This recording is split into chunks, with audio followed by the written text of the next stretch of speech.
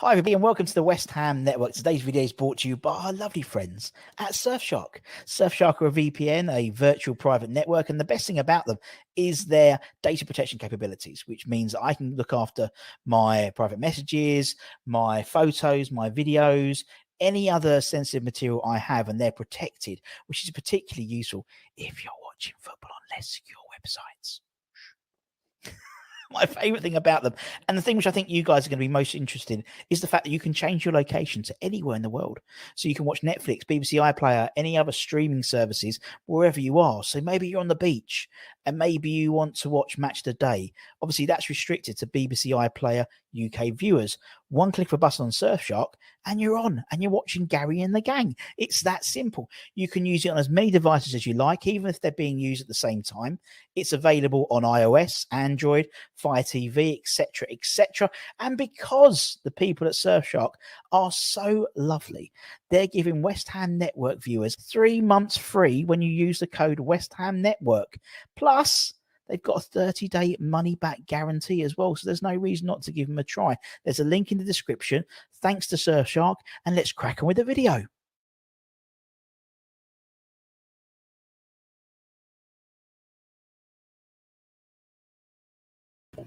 Yes, everybody, us on the West Ham Network. Hope you are all safe and well, my friends. Hope you're all safe and well. There's the teams. We're just waiting for the official team sheets, but those are the teams we believe will be starting. Just waiting on Twitter to decide it wants to give me the latest team news. But the main takeaway is Mr. Alvarez is not well. Alvarez is not playing, still recovering from a hamstring issue. So, yeah.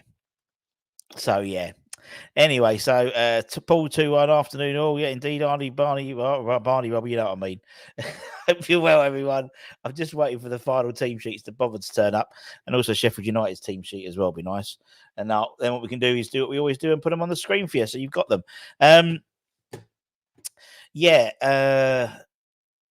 I mean, you've seen the sides. I mean, also, former West Ham person we were always linked with, Ben Brenton Diaz, looks like he's starting as well for Sheffield United. I'm a bit. I'm never happy when he's not playing, when older Alvarez isn't playing, to be honest. I'm just downloading that now. Hopefully that will come through very, very shortly, and we can update that for everyone so you can all see it. But yeah, that's the side. That looks like the side that's starting for us. Yeah, what do you think, peeps? What do we think looking at that side? Think it's a good one? I think it's probably the best we can do, in all honesty. Yeah, that looks like that is now the confirmed side. And I'll be bringing that. Lots of 5 academy players on the bench, or 6 if you include Ben Johnson as well. And again, I'll bring that to you in 2 seconds. We're just updating everything. And they say men can't multitask. Unbelievable. Let's just download these 2 so I can get these up for you so you can see them. Let's do this one quickly, and then we can get that so you can see what the squad is and what the full lineup is. Good. Bowen is out of injury. He's back.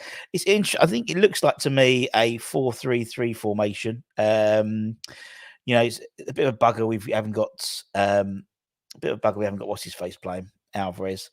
But hey ho. Bit frustrated because, as I said, I think it would have been a good one, but unfortunately, he's not well. He's not well, my friends. Nothing we can do about it, is it? If he's still recovering from his hamstring, he'll now have, after today, 10 days match without a match. So hopefully that would mean at least there's some. He's got some time to relax and recuperate properly. Same as Lucas Paqueta. Same as what's his face, Antonio as well. So yeah, it's after today. Obviously, we don't play again until next Thursday. No, Thursday after next.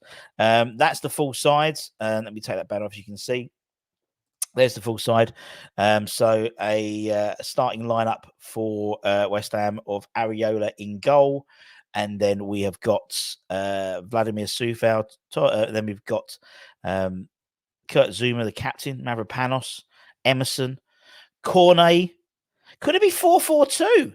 Cornet, Souček, JWP, Fornals, Ings and Bowen. On the bench, Fabianski, Johnson, Cresswell, Ogbonna, Casey, Mbama, Marshall, Scarles, and Lewis Orford.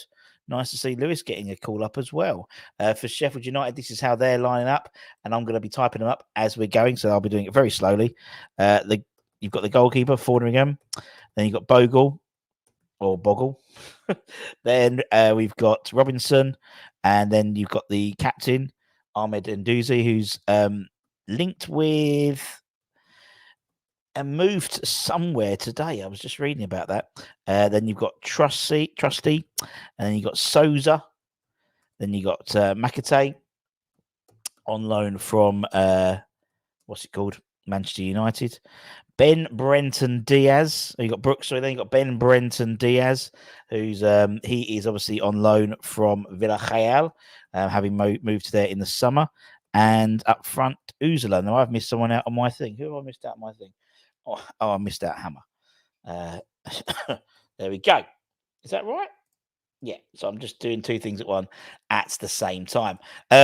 On the bench, you can see they've got Brewster, McBurney, Archer, Norwood, Osborne, Norrington Davis, Zerke, and Bum Abar. So what do we think, peeps? What do we think? That's the lineups. I say, have a look in the chat. Good that it's good that he's back. Just, as we said, we've got a situation now where we don't play again until next. Got a lot of letters. I'm going to have to reduce the size. A lot of letters. A lot of very long player names, to be honest. Yeah, I mean, we're in a situation now. Obviously, we don't play because we got knocked out against what they called Bristol City. We obviously don't play again until the 1st of February now. So, yeah, it's not the most ideal. Because but then we do have a few injuries as well, so it's nice to get some players back, and hopefully by the time we play Bournemouth at home, we'll have a few players back in the side. I think Suchek is going to steal the show today, says Frano. Let's hope so. Let's hope someone steals the show in West Ham shirts, not the other side. Obviously, Ben Brenton Diaz, it's sort of written in the stars that he'll probably end up coming back and scoring, being so heavily linked to him so many years. Yeah. Do you think we'll get results today, says Chelsea Dan? Do you think you get? Yeah, not we, because you are Chelsea, clearly. It didn't look good. You're totally right. And to be fair, I just don't think it was a strange game, that game, wasn't it? One of those situations where you could have easily won, but I think we could have won the first leg, but I think it will bear fruit later on. I think we'll get in a better situation once we, because as I said, we don't play again until the Thursday, and I think that will help us a bit, to be honest. So yeah, we need a bit of a rest. We need some players. We haven't really had a break because we had to have the bloody replay. Sorry, windy pops. So yeah, we haven't really had a break really much. Afternoon, Cyril, I hope you're well. Result is coming today. Defo, says Frano. Defo, there we go. Bet your house on it. Frano says we're gonna win. So there we go. Okay, Frano, on your head be it, my friend. Ings to bag one today. Good to see Scarles on the bench. Yeah, we got a few youngsters on the bench, as you would imagine, being the situation we're in at the moment. Arsenal for life's gone for 1-1.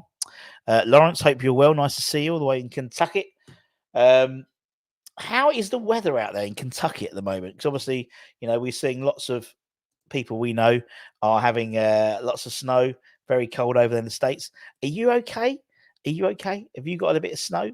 My friend's actually going out to Buffalo as well. I think he's out there on Friday to watch the Bills, and I think Bills today actually. So yeah, it's going to be a lot of snow.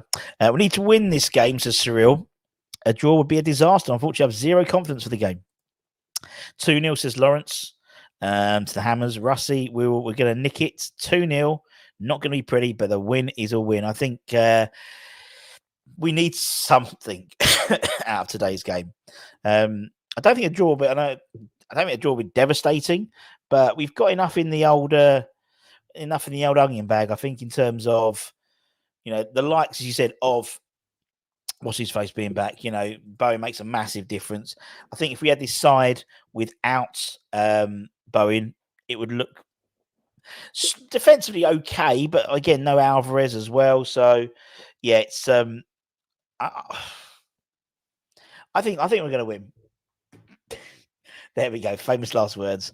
I think we're going to win. It's very cold and snow. Okay, so it's not. That's a bit of snow, not like the -46 and stuff like that we're seeing for some people. Young bench, very young bench, as you would imagine at the moment, mate. You know, we are sort of down to the bare bones really at the moment. So we are a bit. Ings is determined to score. He's determined, is he? So what's about for the other time this season? Watch him score 2 more. There we go. Confidence is back with Bowen, lads. I think Bowen at least gives you that sort of outlet. It gives you a way you can like have someone who's generally, if you're going to get a chance to him, 9 times out of 10 he's going to put it in the bag. Whereas Ings is he's still a bit hit and miss. He always has been, mainly missed and hit. And same with Cornet and people like that as well. So at least with Bowen, you've got someone who's but hopefully he's all right. Hopefully he's not going to do a Paqueta, and because that'll really fuck everything up. But as I said, it's good to see the likes of Marshall on the bench as well. Nice to see. I think there's I can see him getting some minutes as well, and Barmer as well. We've got Ollie Scarles, Orford. So yeah, we've got some youth from the bench. Whether they'll come in is another thing. It would be nice to get a nice comprehensive win and then bring the kids on second half or something like that, or half an hour to give some proper game time. But we'll see. Ian just thinks we're dumb. So there we go. So we're either very confident like Frano, or we're done. We're doomed. Let's see what happens come 4:00. Let's go for some more comments. If you're watching Ings' demur last game, he's always been frustrated, Scott. I mean, it's so often, I'm watching on the touchline and you see Ings do something and then you just see, he's like, doesn't quite come off. And then Moyes is very much trying to encourage him to do stuff, trying to encourage him to move forward. But he just, hasn't really been working, to be fair, is it? Hasn't really been working for him, to be fair. But we'll see what happens. We'll see what happens today. Today's another game. And as I said, it might be the last time you see some of these players play for us. Probably not, well, maybe Fornals, maybe Ings as well. That's probably it. Because obviously the next time we play is in February. Transfer window's closed then. And obviously if we sell someone like to the SPL, for example, that closes even before our one closes this year, where last year it was a few extra days, wasn't it? Hope they stick in a 10 rather than as defensive mid. I think, well, it's a good point. It's a good point. Look at that side, it looks like he is. I suppose we'll see. 4-2-3-1. Maybe. So I'm just see what Matt says. 4-2-3-1. We'll see. Never thought I'd say it, but I'd rather have Oggy in defence because instead of old bandy leg Zuma, I was. I mean, I'm surprised that because he's got 2. He don't play a lot of 2-game weeks, does he, Zuma? This is a 2-game week, so I don't know whether he's gonna. I don't know. I can't see it happening, but. I mean, I didn't think he was have a 2-game week. I thought they'd put Oggy in and they'd move Mav to the right side, but they haven't. I keep saying, let's get back up for Elvis. Yep, Melissa, I've been saying it as well. And the types of players we've been linked with, a lot have been those sort of defensive midfielders as well. We definitely need them. I don't think you have to play the earth for them as well. As I said, there's players who've got Pablo Rosario from Nice. Someone we've been linked with, and there's a generous defensive midfielder as well, and that's what we need, definitely. What do you think of the ESR? I don't think it's going to happen, mate. Not at all. Can't see that one happening in a month for Sundays. And honestly, mate, just think there's too many moving parts, and by the sounds of it, he's not keen. They're not keen. So if 2 out of 3 people don't want him or aren't keen on it, then pretty much gives you the answer you need. But we'll be getting, well, I imagine next week I could see the Calvin Phillips deal coming to a head on next week, because obviously after today we don't have to worry about games, so to speak. So it is about business. Get that squad sorted. We've got 10 days or 9 days really, or 8 days from tomorrow, to really work on the squad and get things done. And I think I think it looks like we've won the race for Calvin.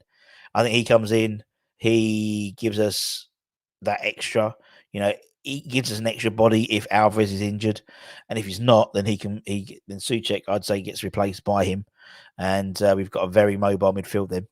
Even though the bench is young, it gives some good options. It does. I mean, you've got some really good options. Lewis Orford in the middle, although he's a slight fella, is old Louis, but I think he comes on and does well. You've obviously got Obama. You've got the likes of Ollie Scarles, well, that's your left-sided stuff. I think Crest is on the bench as well, isn't he? So we're sort of covered in a few positions. Let me just show you the bench so you can see it again.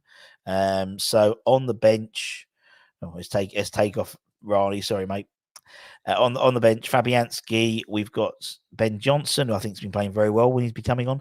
Cresswell, Oggy, Caelan Casey, the centre half, Divine. Then you've got Marshall, PL2 player of the month for December.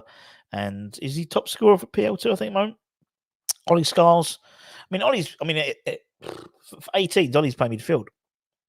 He's played sort of in the midfield. Him and Lewis played in the midfield. So he can play in multiple positions, can Ollie, and Lewis Orford as well. So I think there's some nice options there. Callum, I think there's an option on the left hand side. There's your.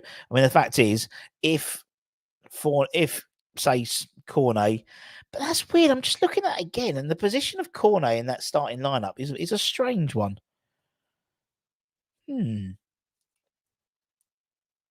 Because usually we do it in order of the team. So Soufal, Cornet, Souček, Ward-Prowse, Fornals. Are we going 4-4-2? Just look at that again. If things was up front of his own, he'd be there. The way Bowie, the way the team has been read out, I just wonder. No, not Oxford, sorry, Orford. I just wonder, maybe it could be a 4-4-2, just the way it's. Yeah, I think it's 4-4-2. Matt on the old WhatsApp, he just said it. I think it's 4-4-2. I agree. I think it is. Interesting. But we'll see. I suppose he can be adaptable, can't it? If we get up early we may well see some youngsters in the second half. Yeah, you're right. I think I would say would be nice. I mean, the youngsters don't play again until next Friday. Stoke at Rush Green, so make sure you watch that game. That's going to be a good one for sure. Make sure you watch that. It's going to be good fun. Looking forward to that one. Yeah, hopefully I'll get to the game to watch the TV. Either I'll be keeping on the watch. Good man, Cyril, or woman. Good man, Cyril. I never do know, to be honest. I think you're a man, but it doesn't matter. Yeah, good man. Good on you. Would mean Fornals is gone. I think Fornals is gone anyway, mate. I think Fornals is gone. For me, he's got in the summer for sure. Yes, we did offer him a new deal, but that means nothing really. That's just to maintain his value more than anything. So yeah, I can't see it happening, mate. I can't see it happening. I think would he? I mean, it's a bit of a relief. He's back.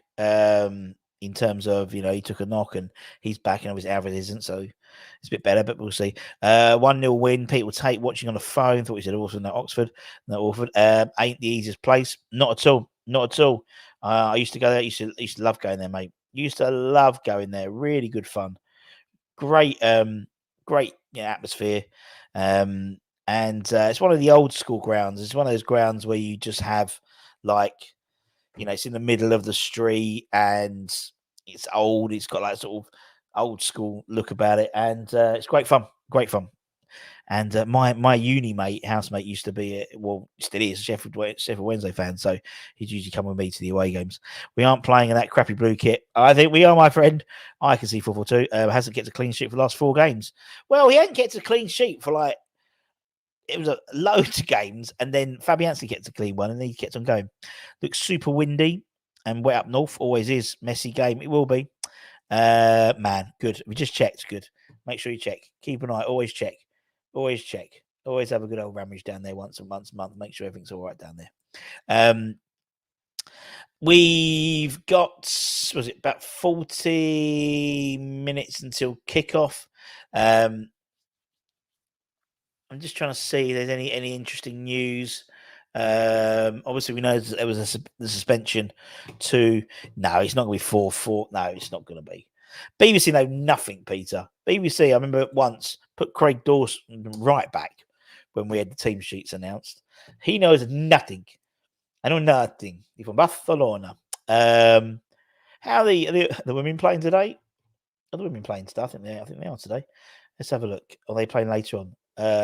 6:45. Tottenham at Dagenham and Redbridge. Get yourself down there after the game. Get yourself down there. Come on, you Hammers. Right, let's just see quickly here.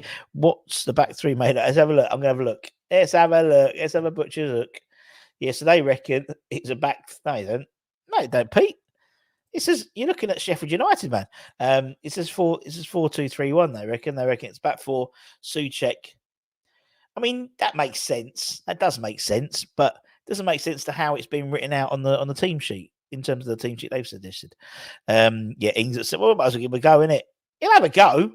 He'll have a go. Bless him. That's the one thing I do say about Danny Ings. He does keep trying, doesn't he? He does keep trying, and there's nothing wrong with that. You know, I don't like what somebody just gives up. He does, you know, you can see he's like, oh, then he carries on going. A little bit like, you know, that's what I thought. Fair play to Mav the other day. And that Mav was like, I saw Mavropanos and the game. But he didn't hide away. And I like that. I like that. Let's just see. Where is Mrs. Budden? Mrs. Budden. Okie dokie. She's going to be. Okie doke. All right. Anton should be on in about 10 minutes or so because I've got to pick up Mrs. Budden from the station. She's had a lovely weekend away. Well, not a weekend, she's one day away. One night. I gave her one night off. And yeah. She had one night off, you know. Fair enough. Let's go for a few more comments. Up the hammers, says 2 up, 2 down. Up the hammers, son. Come on, you irons, indeed. We'll see what happens, innit? We'll see what happens. I mean, you know, a win keeps us there, you know what I mean? So, what are we up to? So, obviously, we're on 34 points. We've got a game in hand. So, that 3 points will really help us get closer to Spurs. You know, they're 6 points ahead of us. But obviously, we'll have to still play them. We've still got to play United as well. They're 2 points behind us. Brighton, they're on the same amount of games, but slightly more goal difference. So, you know, a point would secure us until, you know, for the weekend in 6th spot. But we'd want, 3 points, 37 points, almost safety then. That ain't too shabby, Alonso. 21 games into the season. Bowen scores Granny Dean's assists. This match will show if there's any team spirit. Russ, if we make no transfers in, where do you think? I think we'll drop a little bit because we still got to play Arsenal and Man United back to back in the return fixtures. That's not going to be easy. I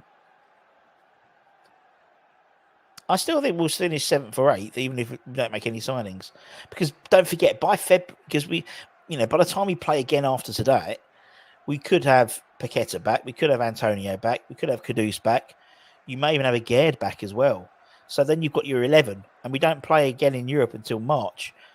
So we've got quite a few games in February. I think it's about 4 or 5 games in February. So, it's quite good. Hope the gamble pays off. I hope so too.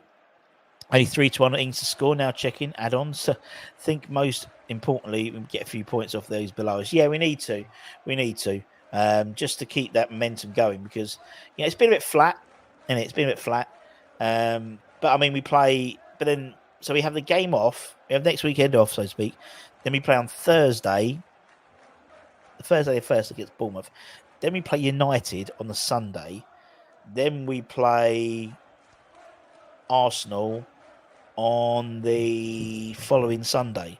So, yeah, it's back to back. Back to back 6 points ain't, easy, innit? Easy.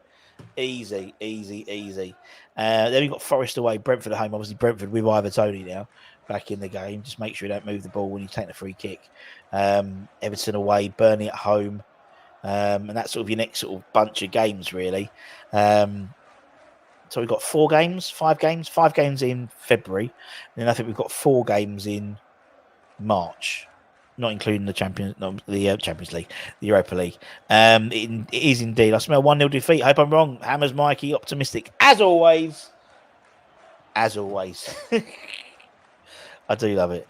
No, I think we're going to win today.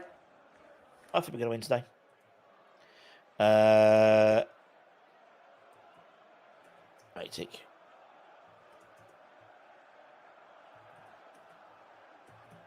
Sorry.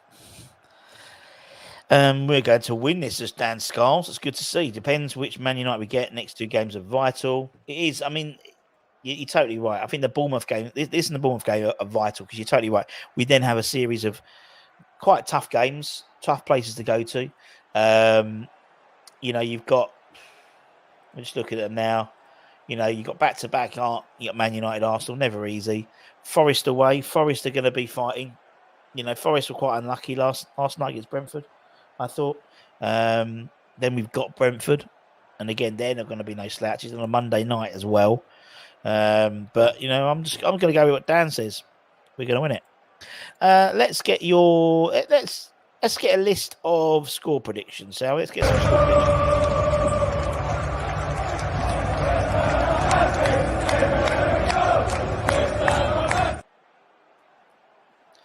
Let me just pause this for 2 seconds. I'm just going to mute myself 2 seconds. Hello. Hi, I'm at Ilford. Okay, bub. That's no problem. Love you. Bye. Oh, there you are. Sorry. Oh, she's on video.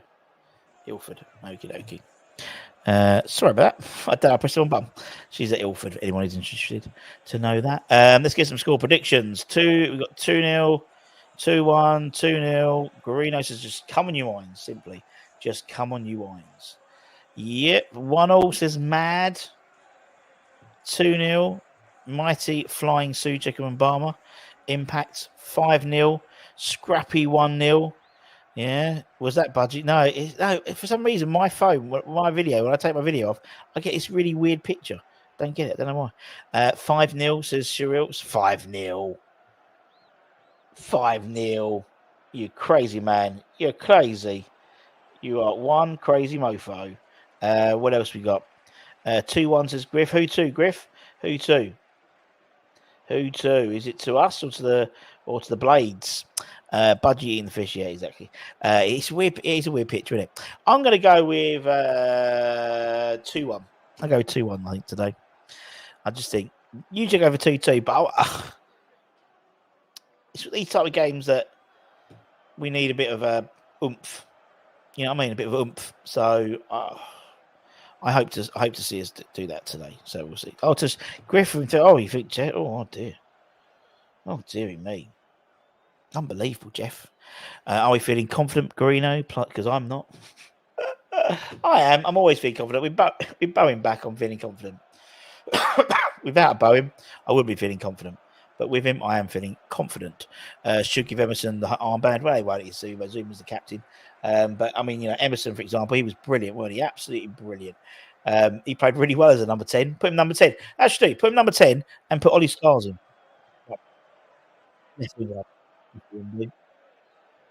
Yeah, we'll see what happens. I still think it's a 4-4-2. But we'll have to wait and see when it all kicks off.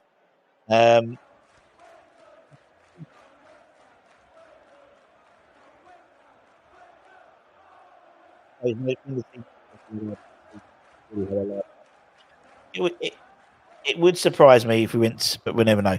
Midfield scares me. I reckon 1-0. 2-0 says Mike. My fear, apart from midfield and suit, is Bowie's fully fit. Well, he might be. We might be. I mean, we genuinely don't know who, what his time frame was. It's only we've seen what people are saying. I mean, someone like Paqueta, for example. Some people said, "Oh, he's going to be out for 3 months," and everyone's like, "Well, he's only going to be out for 4 weeks, and so no one really knows, do they? Really, everyone thinks they know, but no one actually genuinely knows. So, we'll see what happens. How is Bowen looking in the warm up? Let me know, peeps. I haven't got eyes on the warm up. If anyone is, let me know. 2-1 hammers. Up the hammers indeed. I'm gonna go 2-1 as well. I'm gonna go 2-1. Anton's gonna be on the tick as well, so I'll go and pick up Miss Budden from the station. Like shirts behind me. Thanks, Stu. Did it all myself. All from what's it called? All from Hobbycraft. All from Hobbycraft. They're on special. £6 each. £6 each. Might see 4 hours as a cam. You might do. As I said, I'm just going to show you the way the team was lined up in terms of lineup for the actual thing itself. And,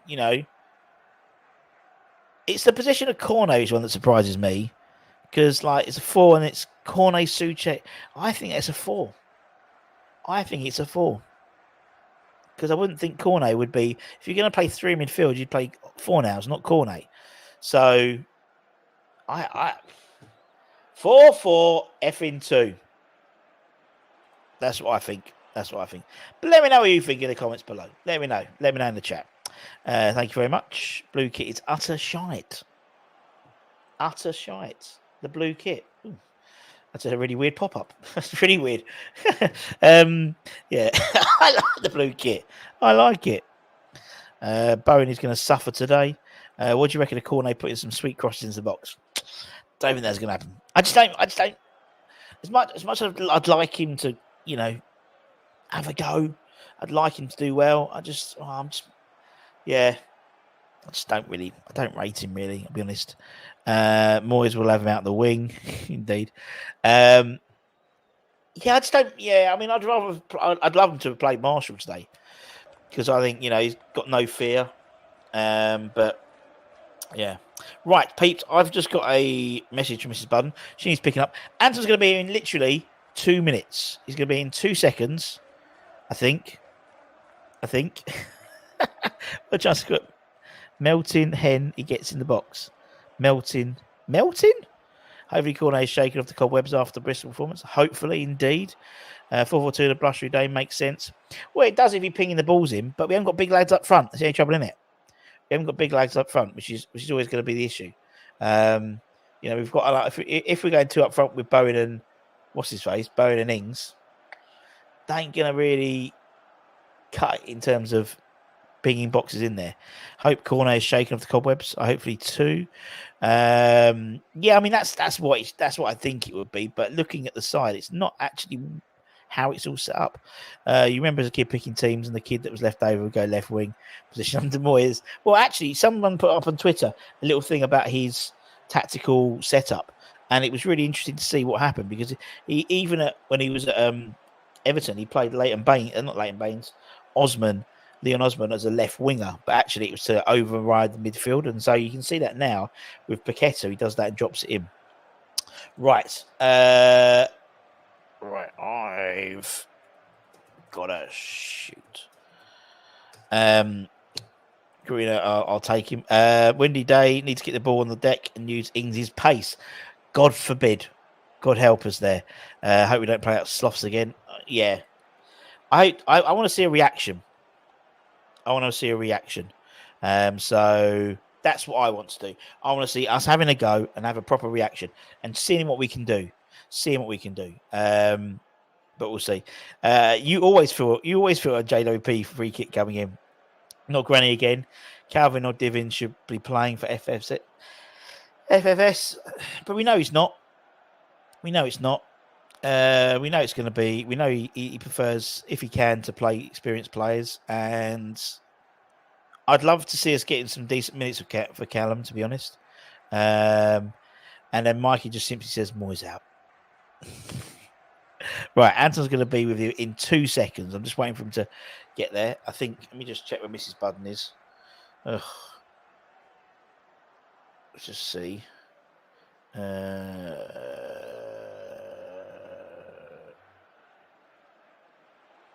where is she?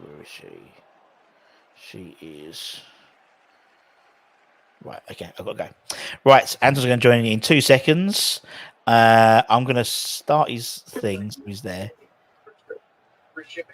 Engineer by E76. Text 144 to 69069. And he'll be in 2 seconds. I promise you, he'll be on in 2 seconds. And then I'll have to skedaddle to go and pick up Mrs. Button. One day it will come true. One day it will. See you, Jimmy. Indeed. Right, we're back on in 2 secs. 2 secs, peeps. 2 secs.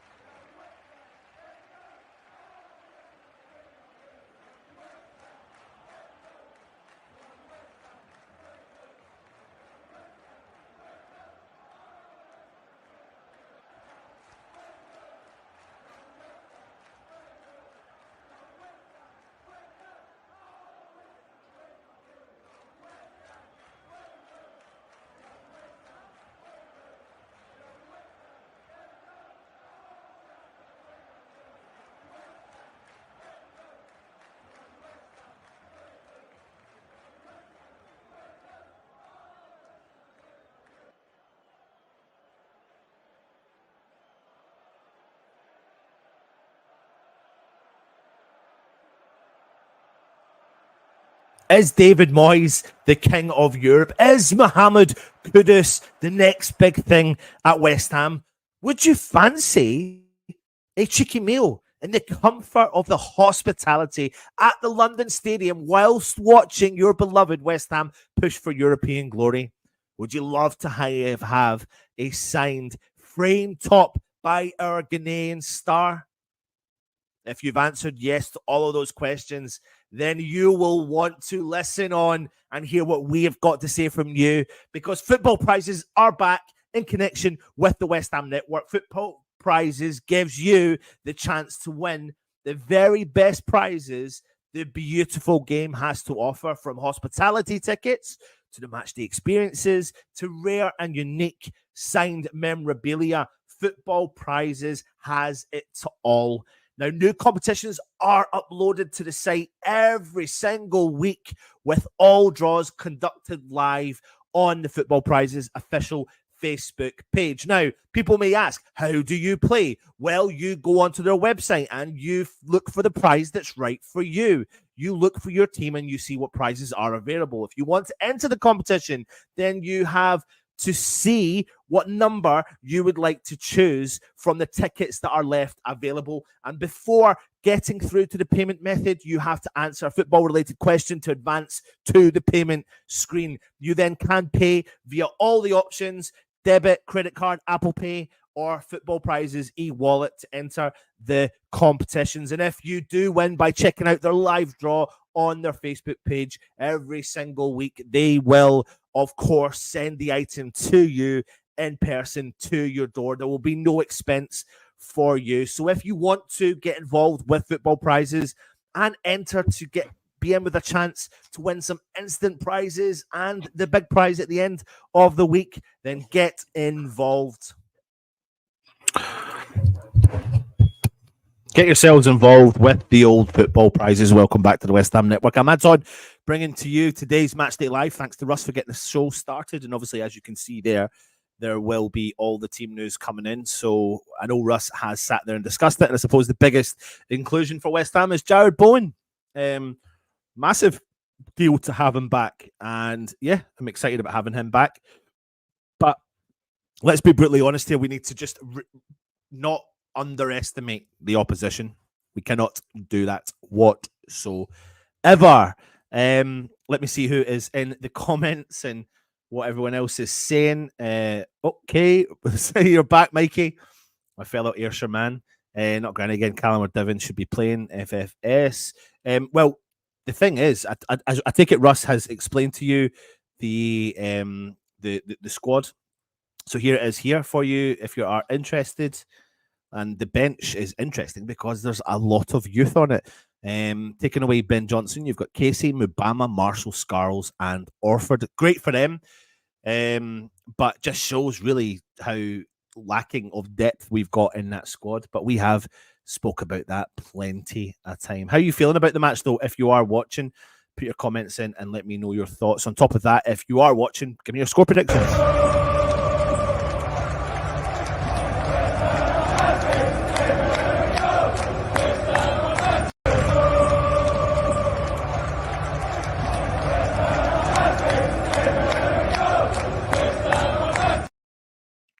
There you go. So this is, of course, the Carlos Tevez derby, you can call it. And as I said that, how many Tevez masks are in the crowd? You remember as a kid picking teams, and the kid that was left over now goes to the left wing position under Moyes. It's a windy day, need to keep the ball on the deck and use Ings pace. Well, the thing is, the Met office has actually put out an amber warning for the whole country. I think there's a unique situation that they're in. It's very rare. They very rarely do it, but the whole of the United Kingdom is on an amber watch. So just if you are going out and about, please be safe. Please do that because the winds are extremely strong as well. Might take the dog for a walk. What dog? Do you have a dog? No, you don't. Right, hold on a minute. Freddie, come here. Little man. West Ham playing Sheffield United. What's your thoughts? I don't know. Well, come on. Who do you want to win? West Ham. What score do you think West Ham will win? No. 2-0. We'll take that. Yes, Jarrod Bowen's playing. Are you happy? Mm-hmm. Bowen's on. Fire. Annie's. Kissing Dada. So there you go. Freddie's already gone with 2-0 West Ham. We'll take that. I'll take that right now. Way too early for Bowen to be back, to be honest, mate. Is it? Because we never had the official confirmation exactly what it was that he picked up with an injury. And it's obviously not been as bad as they first thought. So maybe it's not so bad for him to be back so early. I think if there's like internal damage, like a ligament damage or a sprain and stuff like that, that's different. But if it's an impact injury, then you know, as long as it's an impact and nothing else internally, then you can come back. And I think that's hopefully what has happened. We did Anton Hostage video. Oh my God, remember them? And the Iron Brew is flowing there. Do you know what? You put me in the mood for an Iron Brew. I very rarely drink it, but I'm actually in the mood for one. I'm being force-fed Iron Brew and deep-fried Snickers. That's a new one. It's usually deep-fried Mars bars up here, but I also fancy a Snickers bar as well. I quite like a Snickers bar and a can of Coke. I wonder if that'll appear. Might not. Oi, oi, Hammerloys. Good to see you. Happy Hammerette. Thank you for joining us. The King of Europe. That is, of course, the Football Prizes video. Well, can you say Hammers, Mikey? We won 40. Corney getting a Prem start is brilliant. Hope he's sharper. And a previous cup match. Yeah. Do you know what? I missed it. I just absolutely missed it. I've just seen it there, and I'm delighted for him. It's an opportunity. You okay, little man? What do you want to say? Say it one more time. Come on, you irons or something. Go on. Come on, you Lions. Oh, there you go. So yeah, it's a really big opportunity now, I suppose you could say, for Max Corney to show his worth. I suppose the inclusion of Danny Ings, all that sort of stuff, again, got to prove their worth in the team today. I wonder if there's an element of proving their worth to West Ham, but also proving their worth to any other club that could be coming in for them. Their cameras are currently focusing on Ben Brereton Diaz, of course, signed on loan from Villarreal, who we all know is a dangerous striker, a player that West Ham were tracking for such a long time. And obviously his spell out in Villarreal hasn't necessarily worked out for him, but he's now finding himself back in now back in English football, but now in the Premier League, which is where he wanted to be, but never found his way there. So yeah, Corney, a massive opportunity for him today to prove his worth. £150 and an instant prize on football. Oh, did you? Good on you. That's good to hear, Hammers Mikey. I didn't know that. Antonio, £140 an instant in football prizes page 2 weeks ago. Missed out on the frame light up Alvarez shot though. Some cool prizes in it, mate. Some cool prizes. 1-0 win for us, 2-0 win to the Hammers from Philip is saying, 5-0 win, hopefully realistically a scrappy draw. Got to keep a clean sheet. Ferry's in the house. He is. Will we be able to pass the ball in this wind? I'm just having a look at now in the stadium, just trying to see what the wind is like and if it's kind of reasonably protected or not. And it looks kind of okay at Bramall Lane in Sheffield. I'm just trying to see much of it. Bowen's, doing really well. Actually, looks like he's doing really well. He's got 11 goals, 2 assists, and 19 Premier League starts this season so far. But Bowen's looking quite lively, quite up for it. So yeah, he looks like he's moving really well. This is Danny Ings' first start in 10 Premier League appearances this season. If it gets too windy, Zuma might lumber down the tunnel trying to defend. If the wind's behind him, maybe that'll help carry him, maybe slightly. 6th youth on the bench, good to see. Yeah, shows how thin we are. Well, it does show how thin we are, but so many people calling for youth to be played and scrambled into the West Ham setup. Maybe not like this, though. And yeah, like I said, there are 6 youth players there on the bench. So I'm assuming we'll see at some point. I wouldn't be surprised if we got to see the likes of Mubama and possibly Marshall come 20 minutes to the end of the game. I am stuck in flooded Kilburn for the game today, Anton. Weather's bloody awful out. Hoping the win brightens up the day, though. Literally, you are like 20 minutes that way from me. Not far at all.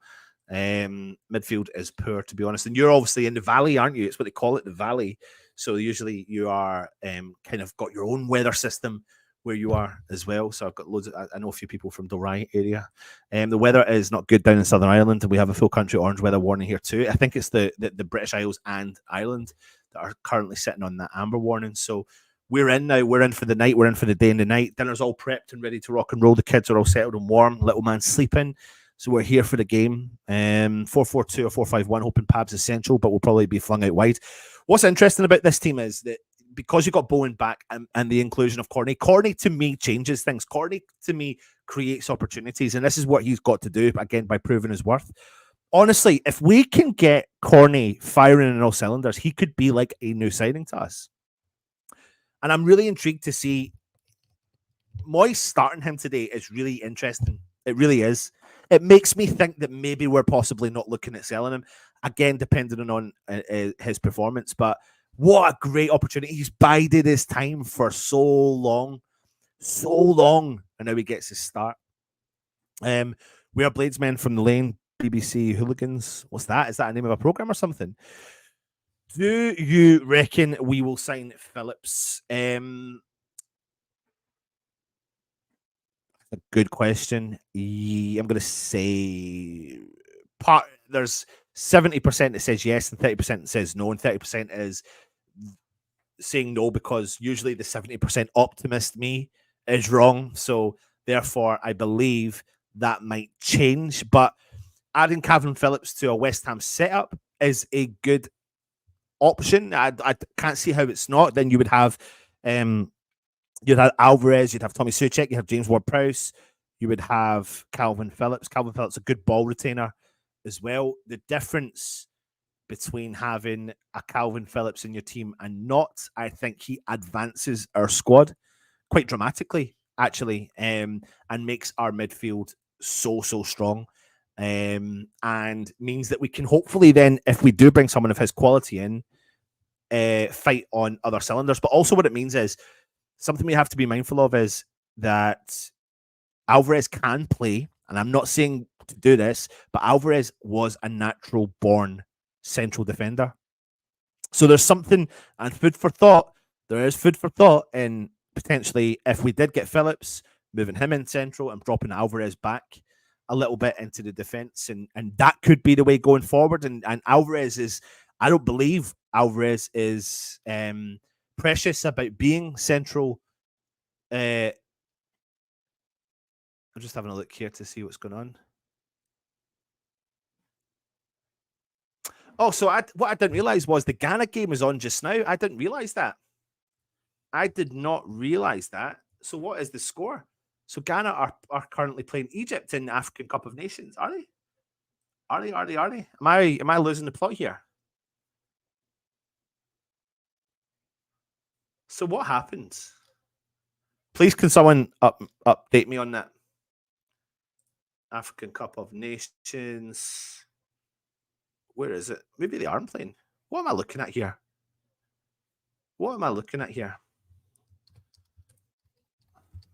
Yeah, so oh no. Ignore me. That, of course, ignore me. It's ridiculous. Tomorrow Ghana play Mozambique, so ignore me. So yeah, I think we will, if we can sign him, then putting Alvarez back in is an option. It's definitely an option for us, and it could be a good option. Anton, do you have got mustard all over your top after eating those hot dogs? Yes, mate. I went to IKEA, got myself a couple of hot dogs, spilled all the mustard. Love mustard so much. Thought, okay, I'll just spray it all over my body, and there you go, mate. Corny got the Idiot's Guide to the Offside Rule for Christmas. But then, do you know what? A lot of people slagged them off when he first came to West Ham for going traipsing off a side and sometimes rolling around on the floor. But he's a trier. That's all I'll say. And that's what his start to his West Ham career was good for me. Garnet Valley, yeah, always a dark cloud over it, Anton, all year round, and always have mates in Dalry and Hammers, mates in Bees. Well, there you go. Maybe we should get a little catch up and a meet up, mate, an Ayrshire. There used to be a West Ham Ayrshire supporters club. And then there was a Glasgow one, and I went on a couple of times on that, and it wasn't really full of West Ham fans, really, essentially. I think they were looking for a bit of a crazy day out. So I kind of gave that one a buy. And I know quite a few people locally to me that are West Ham fans. One lives in the village that I live in, Blades Business Crew, Graham Hodges. Lawrence Watkins says 2-0 West Ham. Come on, your hands. Goals from JWP and Bowen. JWP. Could you imagine he gets a little cheeky free kick today as well? That could be interesting. Ings, Jesus Christ. Peter, he's wearing it because Bowen is playing and he is mustard. Yes, he is, mate. He is. White flag already. Phillips has more cards than Clinton cards, 77 in his time at Leeds. Well, I'll tell you what, he mustn't have more cards than bloody Alvarez. I'd love to see the stats for Alvarez picking up yellow cards as well. Oh, come on, Ian, mate. Have a little bit more enthusiasm about it. Starting with 10 men, they already paid. Rarney Bubble says, enjoy running around terrorising the likes of Huddersfield and Plymouth next season then, Graham. Gotta play tomorrow, already drew against Egypt. I don't know why. They focused on it. They were just showing, I think they were showing Salah had picked up an injury. Adam Cook says, all right, Anton, 2-1 win, but hard thought. Yeah, brilliant. I'll take it. Absolutely. It's not as blustery as I thought. It's not there just now. A great article in the Mail on Sunday called What's Happened to the Academy looks at why it's been 4 years since we started a homegrown player, looks at other teams' academies and the common problem. Honestly, ironclad. Fair play to Russ, man. Russ is a very statistical person. I am as well, but he seems to have a little bit more time in his hands. I'm only joking, Russ. But he does do a little bit of due diligence on it, and we're not the only team by far that do it. And Russ has gone so far as looking at when we bring an academy player onto the bench, when they play on the park, and how many minutes they get, and average it out between all the clubs. And we're not far off this. We're pretty much the same standard as most teams in the Premier League. There's a very few rare teams that do promote the youngsters up through the academy. But what they're saying now is that you are literally going to have to be next level at that age, next level to get your chance. But you can't deny that Mabama is getting bits and bobs, and being managed in that manner, and that's more than what we've had for such a long time. Jock knees, haha. When we played Sheffield United at home, we played well. Can we play like that again? Who knows? He can run all day in circles. Happy Amaret drawn to Egypt is okay, but losing to Cape Verde. Well, Cape Verde look like they're going to be destroying that competition because they're looking the business. Ignore me. Are you talking about this game? I don't know. I've just got a link. Graham Hodges, Sheffield United 2, West Ham 1. Assuming you're a Sheffield fan, mate. 1-0 Diaz and Emerson. That'd be a bit of a boring game, wouldn't it? Are the players wearing Tevez masks? Could you imagine? Carlitos Tevez, the urban legend. Areola has kept 4 clean sheets. Can't see them scoring. Come on, you blue sharks, smashing the group. No stress at all. Sorry, mate. It's years of experience. Can't make the watch along as I have my sis and her spud over the match. Oh, love it, mate. Love it. Happy I'll be down. It looks like for the Arsenal game, so I'll keep you in the loop of where I am, and then down for the Brentford game after that as well. And I've entered the ballot for Manchester United away, but I'll keep you in the loop. And also, Happy, how's your dad? Can you let me know how your dad is as well, please? And if you don't want to put it on here, you can send me a message privately, but I just want to know how your dad is. Happy Amaret, sit back and enjoy the game. Leeds get a penalty in the 93rd minute, score to make it 2-1. What's going on with Leeds? Is Boniface Antonio's twin brother, looks like another big one. The interesting thing is, right, so if anyone doesn't know, we've been linked to Boniface from Bayer Leverkusen, who has only been there on a short time, on a short contract. He currently has got an injury. They don't know the full extent of his injury, but it looks like Bayer Leverkusen, because Tim Steidten used to work for the club, knows that they would accept a good offer. They absolutely know that he would accept a very, very big offer if something came in. And it looks like West Ham could be looking at him as a target. And if they could try and tempt him, probably aiming for the summer, he would be a record signing if we went for him. But he does look a bit like the real deal. He does look exciting. He looks like a very good prospect. He looks like that lad, I can't pronounce his name, the one from Coventry City that went to Portugal, Sporting Lisbon. I can't remember his name. And both of them are now like destroying the leagues that they're in and looking the real business. So look like we could have missed out on those opportunities. But who knows? Who knows? We're going to pop your bubble. No, you're not. Good morning, West Ham from Austin, Texas. Hook 'em and come on, you irons. Hope we aren't rushing Bowen back. Nah, we're not, mate. Good to see you, James Lee. Thank you for joining us. Let's get these boys a chance. Absolutely. Leeds Preston kick off 12 o'clock. Okay, there you go. I am going to the home game against Bournemouth. I've been to 4 games this season and we haven't lost. Good man. Fingers crossed we continue not to lose. I'd love to. Do you know what the thing is? Me getting down to the Bournemouth game is dramatically cheaper, actually, than the Arsenal game as well. So, I'd love to be able to go to it, but 3 young kids and having to travel from here is not ideal. It's not ideal, but you've got to do what you've got to do. More chance of signing Bonnie Prince Charlie. There you go. Now that we mentioned Leverkusen, I have a question. If we play them in the final and we shit house a victory, do you still think Alonso should be our next manager? The thing is, mate, I don't think he will be the next manager of West Ham for a few reasons. That I think he will probably be scouted by a club like Real Madrid, someone bigger than West Ham. So therefore, I don't think it will happen. Plus, depends how we got on this season, we may still have David Moyes in charge, whether you like it or not. It genuinely could be an option. It's not off the table. There you go. Michael Blaze, afternoon, Hammers family. We should have enough to beat Sheffield United, but shit happens. It does. We are West Ham. We know that. Happy, please let me know how your dad is. Please let me know how your dad is. Unless you've messaged me and I've not seen it. Let's see this here. No, that's fine. We must go for Rowe of Norwich. Was it their game yesterday? Played both wings, scored another goal. He's everything Benny should have been and more. Watch a solo goal against Hull last week. He's a phenomenal player. He does look like he's a player that I think we should really push the boat out for. They're not planning to sell, and I think they know they've got the assets. So I think they are within their rights to do what they're going to do, which is hold other clubs to ransom. And if you want to try and sign a player of that quality, you're going to have to pay big bucks, especially from the Championship moving up. It does look like he's the real deal. It does look like he's a real bit of business. So, yeah, let me just add that and pause that there. Right, I'm glad to hear that. Happy. I am glad to hear that. Right, I'm going to get ready for kickoff. I might not have a big as delay as normal. Let's have a look here.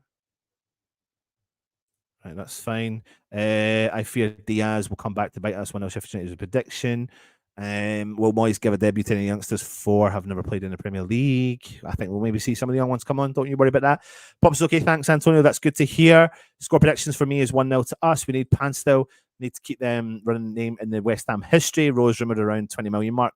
Yeah, I think they might push that up though. No one's made an official bid yet, and there are several clubs sniffing around for him. So I am getting myself ready for the kickoff, which is about to happen. Join me for the Matchday Live. I'll give you the running commentary, and Danny Ings has kicked off for West Ham. Here we go. Come on, you Irons. Come on, you Irons. West Ham punt the ball forward straight away. Tries to find Danny Ings, who takes the ball. Nice touch. Down. Safal makes overlapping run. He plays the ball into Safal. Tries to cut around the Sheffield United defender. Safal keeps getting it, but the defender has done well for Sheffield United. He takes it to the byline and then punts it out, and it's a Sheffield United throw-in from the off. Good to see the shape and what West Ham are going to be doing. Max Cornet playing down the right-hand side alongside his good old friend Vladimir Safal. Jared Bowen, of course, leading the line for West Ham, going to put pressure on their defence as much as he possibly can. Trusty of Sheffield United does have the ball for them and is playing the ball up. But West Ham regain possession again with Tommy Soucek. Tommy Soucek takes a big collision in the middle of the park, but he is a warrior and gets himself back up and ready to rock and roll as it is another throw-in to Sheffield United in their own half. West Ham playing in the navy kind of teal, dark teal colours and the away strip, the third strip. Ball just can't settle down there. Soucek wins the header, but the referee has blown up, and I don't know what for. I don't know if that's for an offside. It is, and Sheffield United have got the free kick. So welcome back to the West Ham Network. This is your Matchday Live. I am Anton, bringing you the running commentary of today's game. Sheffield United playing at home in the red and white stripes. West Ham playing in the third strip. Max Cornet and Jared Bowen make the starting 11 for West Ham. As Sheffield United travel down the left-hand side, he's marshalled by 2 West Ham players. Tommy Soucek kicks the ball out, and it's a Sheffield United throw in deep in the West Ham half.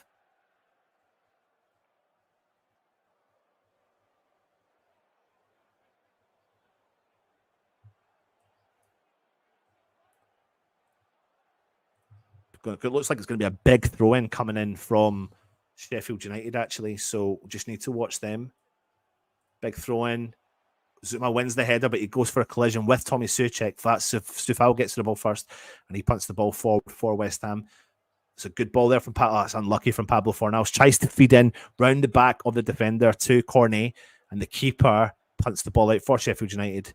They've kept it in, but Sufal does win it back, and it has gone out for a Sheffield United throw-in.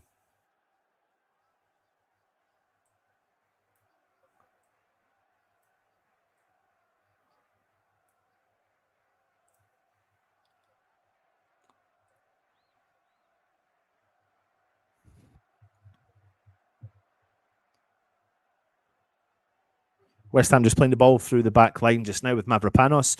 He plays the ball back out to Sufal on the right back position. Mavropanos moves forward, plays a nice 1-2 with Sufal.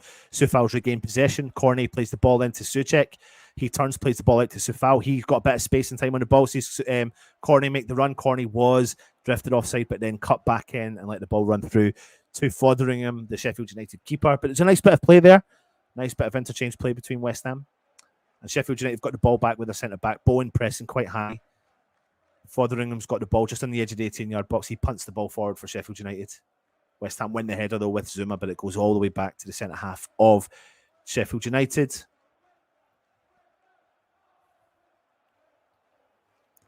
The other centre-half's now got the ball. As Sheffield United drive forward down the left-hand side. Stan putting a little bit of pressure on Danny Ings. Ball punted forward. Mavropanos there win the header. He had time on the ball, just puts the header up in the sky. He wins the second ball. Corney's dropped in to try and get it, wins it, and then it goes out for a West Ham throw in deep in our half. Bit scrappy, bit of a scrappy start, 3-4 minutes into the game. But Corney and Sufal getting plenty of the ball, as is Souček. James Ward-Prowse's not really had it yet. Danny Ings plays the ball back to Sufal. He then punts the ball forward for West Ham. For Fornals to chase. Ball gets headed back into the middle of the park for Souček. James Ward-Prowse wins the second header. Emerson down the left-hand side. Pablo Fornals plays a neat touch into him. Emerson takes a heavy touch and loses it. Sheffield United regain possession in the middle of the park. Max Corney, that's unlucky, tries to go 50-50 with the Sheffield United player. He comes out on top. Sheffield United have got the ball. They switch it over to the right-hand side, but it's now through the central. Then they've played it out to the far right-hand side. Sheffield United on the ball. Sheffield United still got it. Now they're deep in the West Ham half. Cuts back. Still got it on the right-hand side. Ball into the edge of the 18-yard box. West Ham trying to win the ball back, but can't just now. Sheffield United having a nice little possessional bit of play on the edge of the 18-yard box. Emerson's there. Emerson's covering. Drags it. Oh, it feeds it out, but it goes back to the Sheffield United player. Goes to the byline. Still tries forward. Looking for a corner, but it is a goal kick to West Ham. So nothing really concerning us there just now, but a good little spell on the ball for Sheffield United, getting the ball into the 18-yard box, getting a few touches in there. You know, you've got that stat, don't you? How many times did the opposition team touch the ball in your 18-yard box? Zuma gets the ball, punts the ball forward into the path of Jared Bowen, takes a nice touch, feeds the ball out wide right to Corney. He's got space and time down that right-hand side. He's going to drive into the box. He's on the edge of the box. He sees Sufal make overlap and run. He crosses it in low. It's been blocked and cleared from Sheffield United. Decent. It was as if the pitch actually doesn't look that great. And it was as if when the ball was running, Corney couldn't actually judge when the ball was actually going to stop. And it looks like he kind of trailed over his feet a little bit. But it has gone out for a throw into West Ham. Getting a bit of success down that right-hand side between Corney and Sufal. He's taking the early throw in. Corney plays the ball back to Sufal. It's heavy. He kept it in. See down, it's not the full pitch actually. It seems to be that full right-hand side. The pitch looks like it's torn up.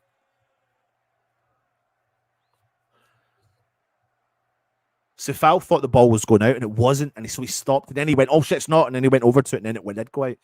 I think Moyes is having a word with him, saying, "Stop, play to the whistle. Don't give up."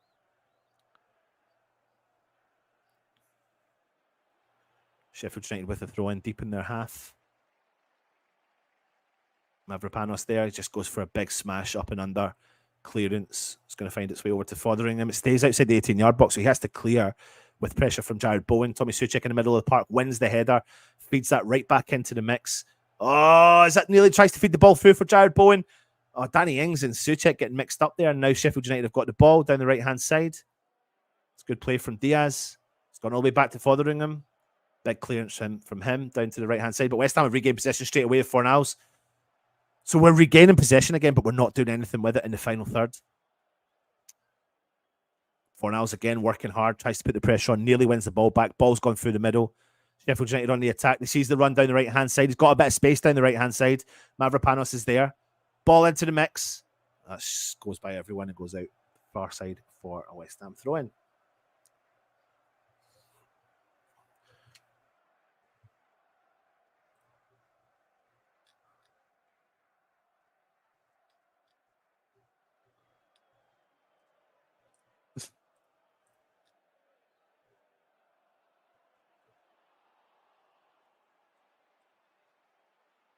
We don't mind opposition fans coming in here, just as long as we're all respectful. That's the main thing. It's all a bit of banter, isn't it? Sheffield United got the ball, though, in the back line, just over the halfway line. Punt the ball forward. They're travelling down the right-hand side. Feeds it out onto the far touchline. Fed back through the middle. Drives, turns, going to shoot from distance. Goes wide. West Ham goal kick. So, so far, Sheffield United just happy to just... It's been a couple of shots from about 30 yards out, not really causing any problem. A shot there from Hammers coming into the goal. Ariola just stands and watches it go about 12, 13, 14 yards wide. West Ham again go short with Ariola to Zuma. Zuma out to Emerson on the left-hand side. Finds the ball through to Fornals, who's dropped in deep to collect it. Nice play there. Dinos has got the ball. He drives forward, plays the ball out to the wide right to Sufal, still in the West Ham half. Danny Ings makes the run. Sufal cuts it back inside, plays the ball into Tommy Soucek, who's dropped in deep to collect it. He plays the ball into Zuma. Zuma drives forward with the space and time on the ball. Zuma feeds James Ward-Prowse. Fabio Fornals out to Emerson. It's all the way back to Zuma. There's nothing on for Zuma. What's Zuma going to do? Chips the ball forward for Jared Bowen to chase. He drops in, brings the ball down finally, really good. Then it's cleared from Sheffield United defender. Nice touch from Jared Bowen, and it's gone out for a West Ham throw-in on the halfway line.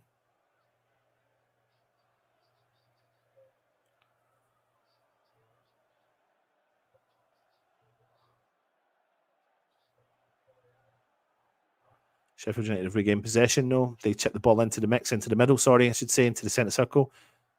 Cornet putting the pressure on as a Sufal. Ben Brereton Diaz playing really deep there on the left-hand side. Sheffield just trying to play the ball through the back. They drive forward now, coming up to the halfway line. Danny Ings starts to track down, goes out to the far side. Ball through the middle, tries again to the middle. Just a couple of neat little play there between Sheffield United. Ball switched over to the left-hand side. Ben Brereton Diaz out on the left-hand side, plays the ball through the middle. He's got space and time. He's going to shoot from distance. He does. Straight at Ariola. So that's like, I think, the third shot now in about 10 minutes that Souza, who just took that third shot, it's not really putting pressure on, and West Ham are backing off about 30 yards out. I would prefer for us to close down a little bit tighter. But so far, they've had 3 attempts, 1 on target, 2 wide, massively wide. Mavropanos. He's got the ball deep in the West Ham half. He goes for a big switch. It's a wild ball. It's so lucky it got to Emerson. It could have been absolutely wild. James Ward-Prowse back to Zuma. Over to Emerson on the left-hand side. He plays the ball back to Zuma, who's on the edge of the West Ham 18-yard box. He drives forward, plays the ball over, switches it to Dinos. Dinos drives forward for West Ham from the back. He travels about 20 yards, plays the ball into the path of Sufal down the right-hand side, takes a nice touch into Cornet. Cornet gives the ball straight to Sheffield United. Sufal tries to win it back, and it goes straight out for a West Ham throw-in. Cornet was just trying to play a 1-2, but just played it straight to the Sheffield United defender. But fair play to Sufal, tries to track down the ball to win it. But oh, West Ham are through! Oh, I don't know what happened there. Was that Danny Ings? It was like a kind of mix-up with the defence, and Danny Ings has tried to get in front of Fotheringham, and he does. He gets the touch over the keeper. It just goes wide, trickles towards goal, but just wide. It's from a big throw-in. It's flicked on from Tommy Soucek. Danny Ings gets there on Danny Ings. Oh, he does. He does get there. He can't get it on target, and the defender is there. That was a chance. That was a big, big chance for West Ham. Jared Bowen drops in deep, wins the ball back down the left-hand side. Pablo Fornals gets it, and it goes out for a West Ham throw-in. So that's a good chance. Early doors, 12 minutes in. It's been okay. It's been okay. Jared Bowen with throw-in, but he's lost possession, then he wins it back, and then he gets a throw-in for West Ham from absolutely nothing. So well done. Pablo Fornals takes the ball. Oh, he looks like he's fouled, and it is. Yeah. Souza just fouls. It looks like Pablo Fornals about 40 yards out on the left-hand side. So it's a good opportunity now for JWP to put his first wet ball into the box. The issue I've got with this is now, and I love JWP, is we don't really have men to get on the end of it.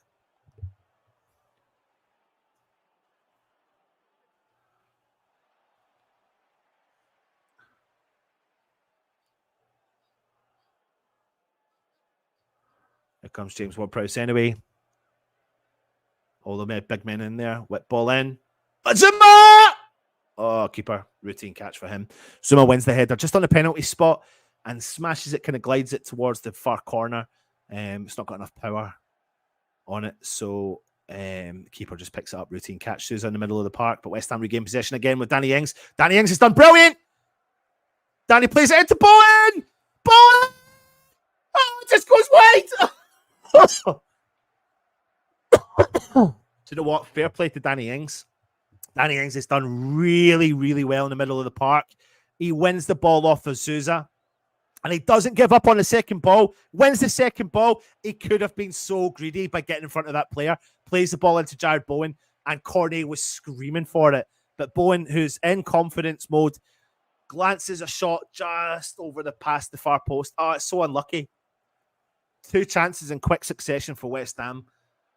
Really, really close that was. Oh, my God.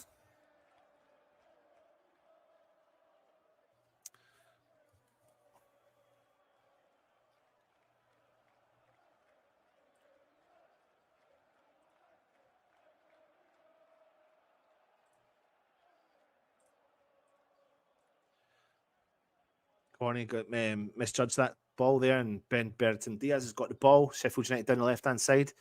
Corney's trying to win it back. West Ham have got bodies there. Ball's played over to the far side. Oh, heavy touch from Sheffield United, but he does win the second ball.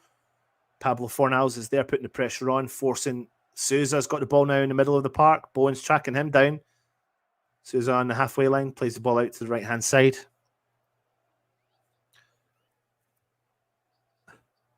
Down the right-hand side with Sheffield United through the middle. Quick touch. Oh, I think that's a foul right on the edge of the box from Zuma.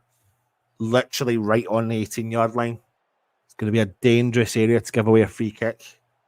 I don't know why he did that. Actually, I didn't think he needed really to do that. There was plenty of bodies there. Let's have a look. Oh, there was cover. There was cover. It's like so mistimed tackle. It's like he knew he was bringing him down, but it's such a dangerous area. There was so much cover. So much cover, but the player had done him for pace.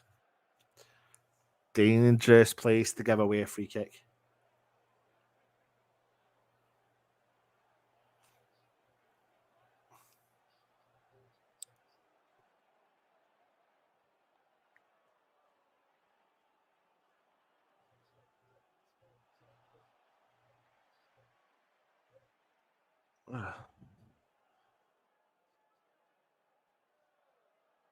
Hammer on the ball. Right on the edge of the 18-yard box. Let's block this, West Ham. Let's get rid of this. Shoots cleared from West Ham's ball. I wonder if that was cleared from the player actually lying down, it looked like.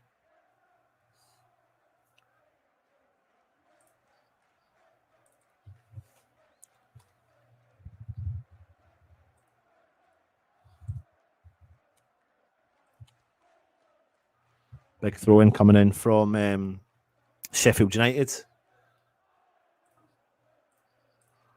Big throw-in. Cleared from Tommy Soucek. Fornals is there. He gets first to the ball. Well done, Pablo.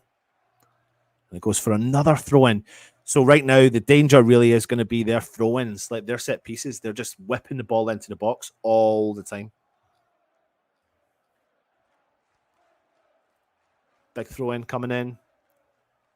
Cleared from Soucek on the edge of the box. Shot from Sheffield United. Blocked from West Ham. Second shot coming in from Sheffield United. Rosed. Take that right now. Right, I've corrected Hammer's name. Got a thumping headache. I can even get a glass of water.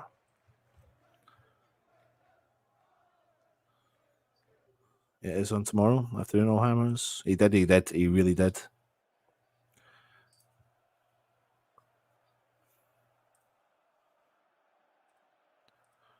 It's just Team Stoke City. Who was it? Rory Delap with the big headers, wasn't it? The big throw-ins for Stoke City.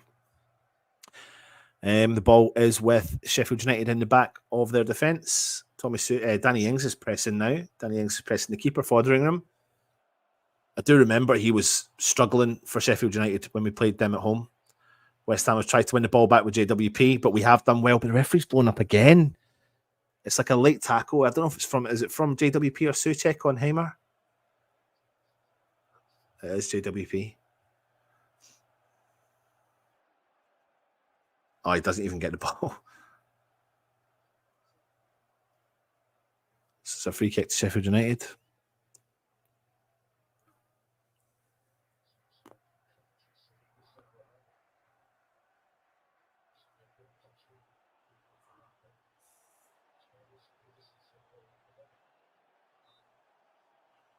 Free kick taken from Sheffield United. They punt it into the box. Oh my God. Why? Zuma's like, no one is challenging Zuma. Areola is screaming and Zuma just punts it out for a corner. No one is anywhere near him. Everyone's screaming. It's like they can hear the whole stadium screaming at him. Even I can hear him from here. Zuma just doesn't seem at the races just now. Here comes another corner from Sheffield United. Hammer on it. Punts it into the mix. Cleared from Zuma. It's a great winning header from Zuma, though. It's onto the edge of the box. Sheffield United, they put it in low. Handball from Sheffield United. Referee blows the whistle, and it's a free kick to West Ham.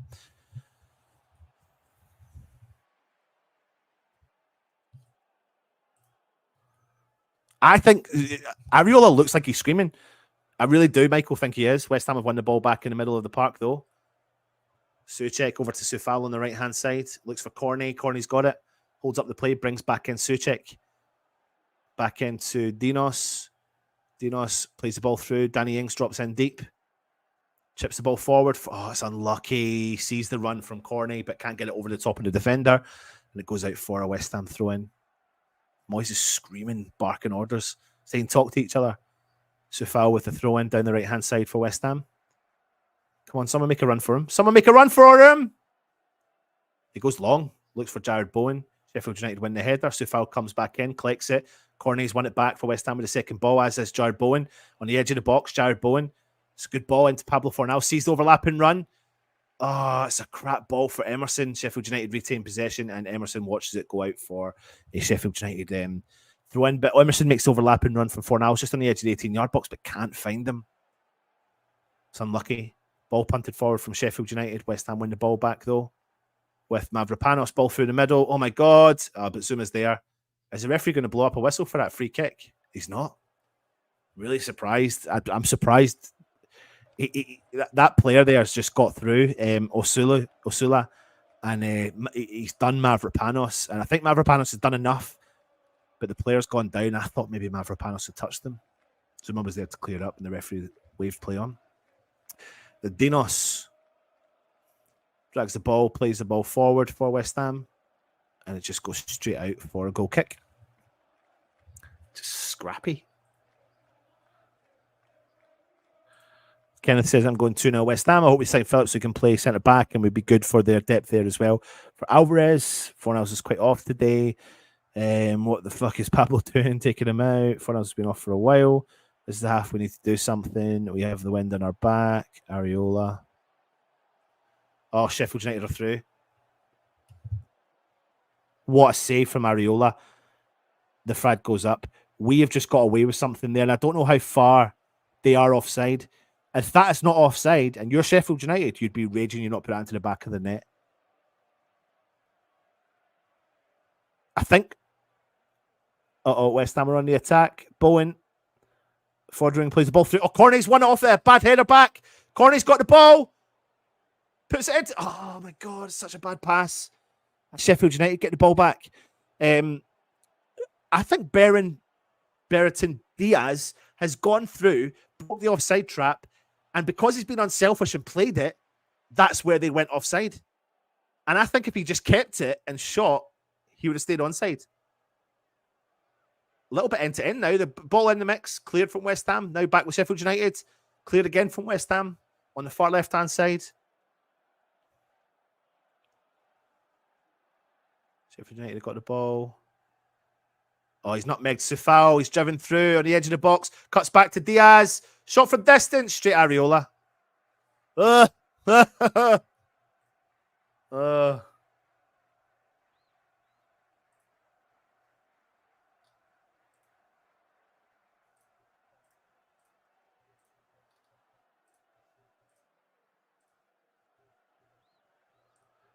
Wouldn't that be nice? But we don't know how long his injury's out for. Because he is injured just now.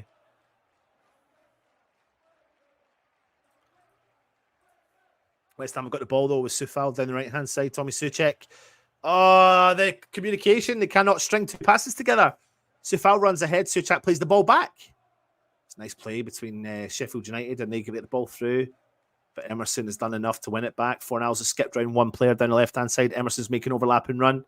Fornals tries to see the run for Bowen, but it's a crap ball. It's just not got enough energy or power on it to get anywhere near our player, and they're just coming in and intercepting those round balls.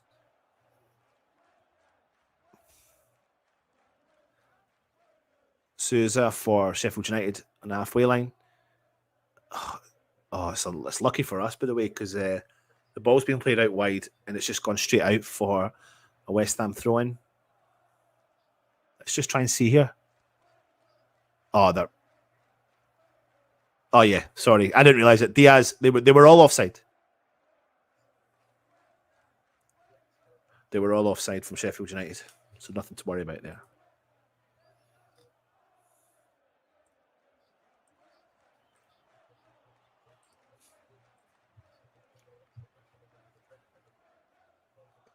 The question I'll ask you, right, if you are watching, is with what our squad is. I suppose there's an argument about why the squad is in this circumstances, but what team would you put out? What difference would you make with the current teams that's on the squad? Switch play over. Fornals tries to win it. It goes out for a West Ham throw-in on the halfway line on the far side. So if you're the manager right now, what would you do? Who would you put on? Who would you play?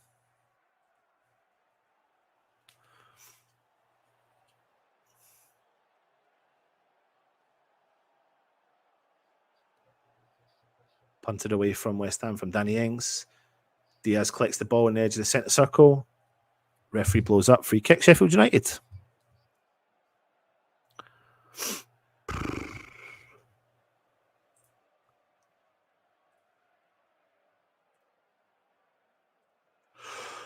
Oh. Apologies for the yawn. Sheffield United got the ball on the halfway line. Plays it out to the wide right-hand side. 46% possession to West Ham's to Sheffield United. We've got 54.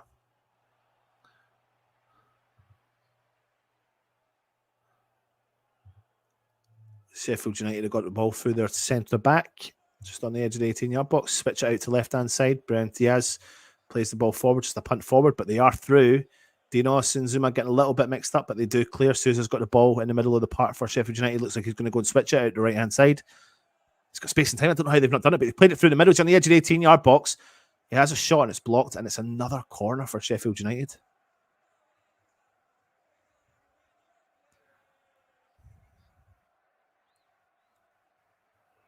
There was a lot of space down that right-hand side for Sheffield United, but they chose to play the ball through the middle. Sheffield United corner.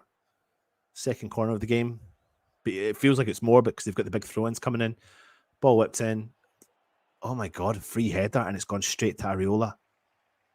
Trusty should have put that into the back of the net. He's about 8 yards out. He's free. No one's marking him. Literally no one's marking him. And he's headed it directly at Areola. Danny Ings throws his hands up going, who's marking who?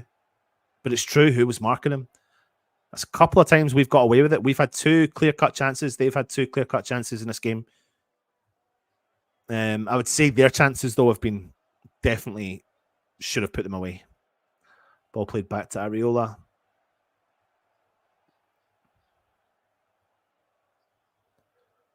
Dinos. He plays the ball into Souček. Souček plays the ball forward for Darrell Bowen, has dropped in deep in the halfway line. Souček plays the ball back into JWP. Hasn't featured much in this game. Emerson's got the ball back into... Is that a flick switch? Yeah, Corney's now. Corney and Fornals have switched. Corney's gone down the left. Fornals has come down the right. Dinos into Souček. Finds Fornals more centrally. Good ball into Danny Ings. Danny Ings takes his time, plays the ball out to Soufal on the right-hand side on the edge of the box. Soufal finds... Oh, it's Danny Ings on the edge. Takes a couple of touches. Shoots, blocks. Back post, Corney. Yeah! Max Corney. Yes, Max Corney. Yes, West Ham. Yes, West Ham. Come on, you Irons. Good on you, Max Corney. That's going to do him the world of good. The world of good. Go on, Maxi boy. Come on, do you want to come up and see? Come on, you Irons. Yay! Oh, it's a great play a bit of West Ham. Danny Ings has done really well. He finds Vladimir Sufal. Remember, West Ham have switched Corney and Fornals. Danny Ings does a lot of hard work, shoots, turns, finds back post. Corney's onside, smashes it on the volley from the edge of the 6-yard box. West Ham go 1-0 up. Brilliant. Well done, Max Corney. Honestly, I'm so delighted for him. I'm honestly delighted for him. He absolutely deserves it. And I believe that's his first Premier League goal for West Ham since signing. Brilliant. Brilliant. Never been so happy for a player, genuinely. Oh, hold on a second, everyone. Hold on.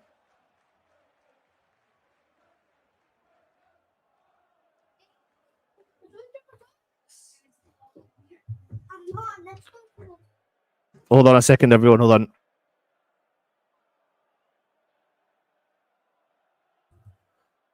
All the kids have come in there. Sheffield United got the ball through the back line. But referee's blown up. Just one cornetto. Give it to me.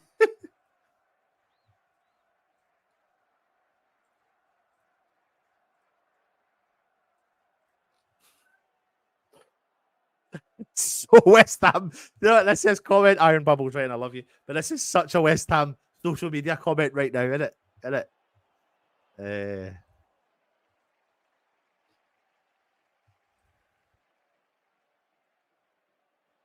Yeah, interesting since they've switched. The fans, you can hear them loud and crowd. Ings has done all right a couple of times. He's done all right.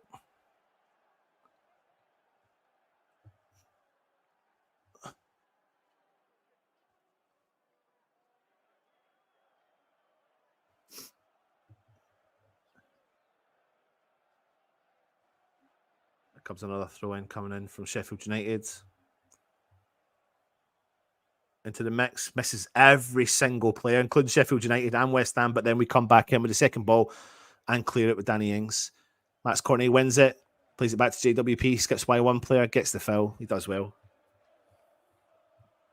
Don't underestimate the Max Corney goal, because the thing about Max Corney, and this is the thing that excites me, if we can get him up and running, is that he gives you another outlet. He bridges that gap between the midfield and the striker. And honestly, so many West Ham fans will be so happy about that. Ball tries to get in behind the defender, but the defender does well to collect it for Sheffield United and clears. But Souček wins that returning header.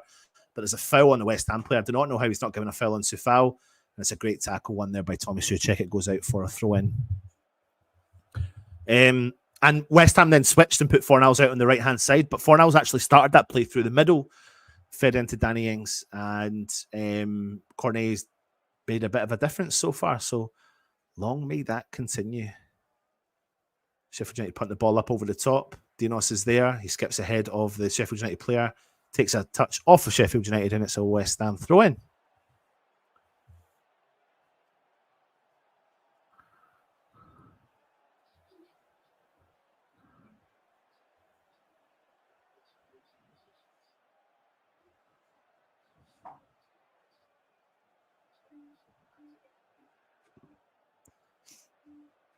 Ball all the way back to Fotheringham. He punts the ball clear.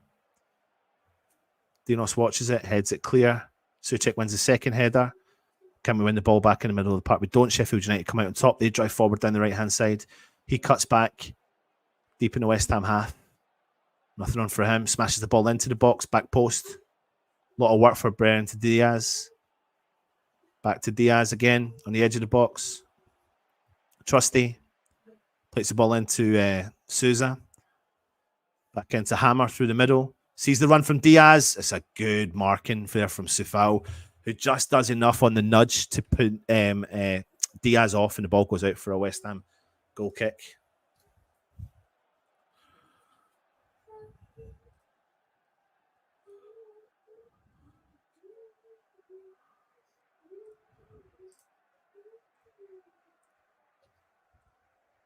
Yep, absolutely.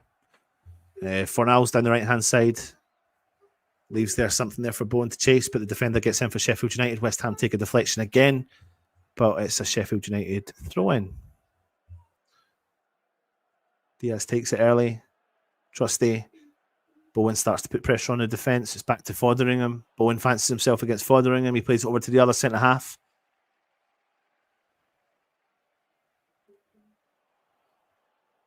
They cut back.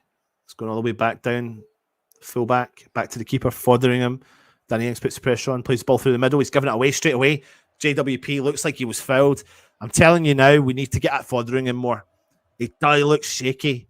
He's done it the first game against at home against Sheffield United. Zuma's done so well in the middle of the park to win it back, but he was fouled. Referee's not giving it. Trusty drives forward for Sheffield United down the left-hand side. Diaz is down there. He collects the ball. He does the overlap and run. He's on the edge of the box now, down the left-hand side. Diaz has got the ball, plays it into the path of the Sheffield United player. He switches play over to the right-hand side. He's got time on the ball, chips the ball into the box, and Areola comes over and wins it. So Fotheringham plays the ball out, and I think it was Fornals or JWP wins the ball back, and looks like there was a bit of a tug, and he goes down calling for the free kick, but referee never gave anything. 34.5 minutes gone. Sheffield United 0, West Ham 1. This is your match day live. Fornals plays the ball into JWP in the middle of the park. He finds Bowen, who's dropped in deep on the halfway line, collects it. He plays the ball back into the path of Dinos. Dinos plays the ball out wide right to Fornals. Fornals goes for a big switch play, and that's a great ball over to Corney. He takes a quick touch. It's heavy. Can't get to Bowen, and Sheffield United come on the counter. He's skipped by one player. Now he's got space and time. He drives forward down the right-hand side. Space. He drives. He fancies himself against Zuma. He cuts in field. Collision with a West Ham player. There was never a penalty. He's just turned the ball and ran straight into Zuma. There's no way. The referee, so clear-cut, said there's no way that's a penalty. It's never given. They'll check it, but it's never given. The player's going down the right-hand side, and he's cut the ball back, and Zuma is more than entitled to stand his ground, and the player's just ran into him and dropped to the ground. Sufal's got the ball down the right-hand side. He drives in. Danny Ings stops in deep, tries support. Fornals tries an overlap and run. Can't get it to Sufal. Now Fotheringham's got the ball. Fotheringham switches play over to the right-hand side. Corney starts to put pressure on. Of course, it's not a penalty. Sheffield United play the ball back to the centre-half. Bowen's there. Now it's back with Fotheringham again. He's on the edge of the 18-yard box. Plays a heavy ball to a centre-half just in front of him, but he's got it. Trusty's got the ball now for Sheffield United. It's back with their other centre-half. Back to Fotheringham. He's right on the edge of the 18-yard box. He plays the ball out to his right-hand side centre-half. Ball through the middle. Hammer drives forward for Sheffield United. Ball through the middle to Diaz, who cuts in the middle.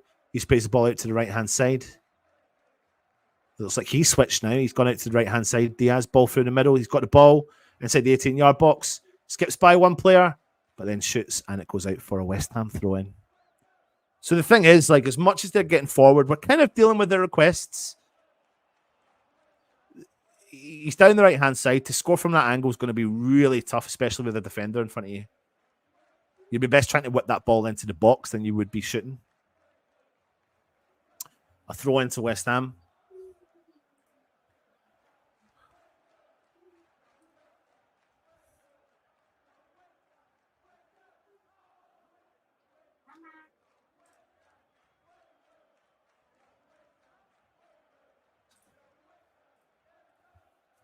Sufal with the throw in. Puts the ball into Fornals. Ball goes out, and it is a Sheffield United throw in again.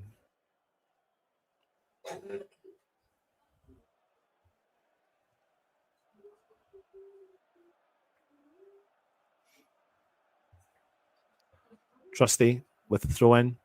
Throws it down the line. Diaz is switched back over to the left-hand side again. Sousa in the middle of the park. Bowen puts pressure on. Not a great ball into the middle, but he's won it. Sheffield United plays the ball through. Zuma clears for West Ham. All the way upfield, but Sheffield United are the only ones there. West Ham have won it back again. It's so silly from them. Fornals has won it, but he's fouled, and it's a free kick to West Ham. Fornals has done really well. He was running into a lot of traffic, and he's won himself a card. And do you know what? The Sheffield United players picked up a yellow card, Hammer. But what's interesting is they're giving the ball away in the middle of the park all the time. It is a silly foul from Hammer, to be honest. Fornals did do well. Gustavo Hammer picks up a yellow card. Ball coming in from the right-hand side from JWP into the box. May as well whip it in. Danny Ings has done all right. Got to give him a little bit of credit for that.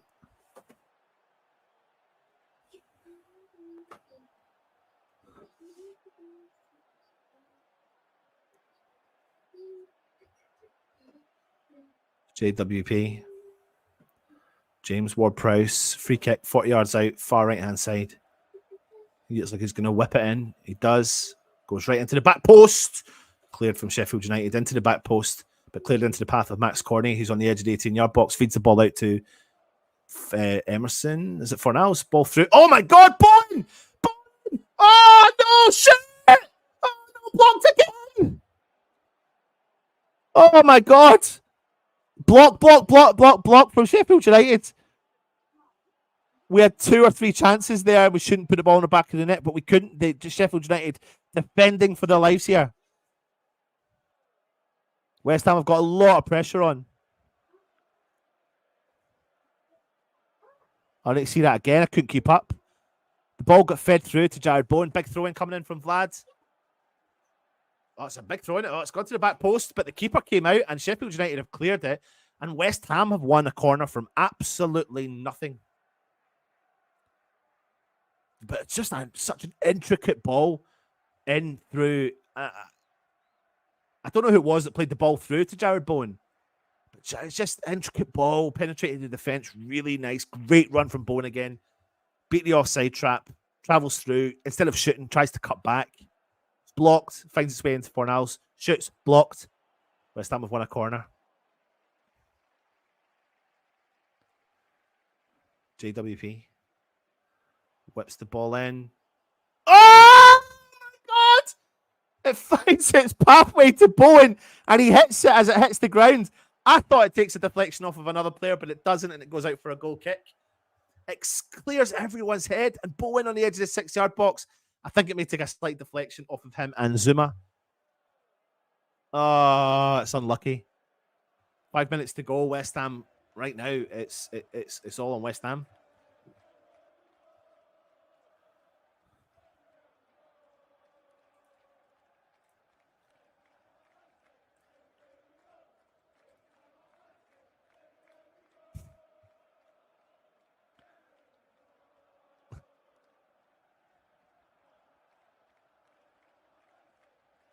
West Ham win the ball back in the middle of the park, feeds it out to Cornet down the left-hand side, but he's been dispossessed. James Ward-Prowse has done enough. Referee blows up and gives a free kick against James Ward-Prowse and gives him a yellow card. I don't know. I'd like to see that again because it possibly was all over the back of him. But Corney's given the ball away. Just silly mistake in the middle of the park there from absolutely nothing. Just a bit too relaxed. I don't know why. So James Ward-Prowse comes in from behind, puts his through, gets the ball. I don't know if that is a yellow card, to be honest with you, but he does pick it up anyway.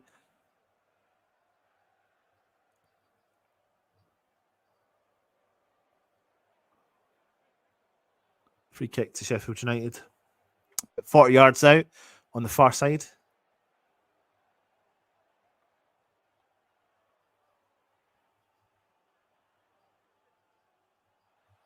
Hammer punts the ball into the mix. Back post cleared from West Ham with Souček. Souza wins it though on the edge of the 18-yard box. West Ham have got 2 bodies on him. West Ham have done really well with Fornals, but Souza does get it back. Goes for a big cross. Soufal knocks it out, and it is a corner.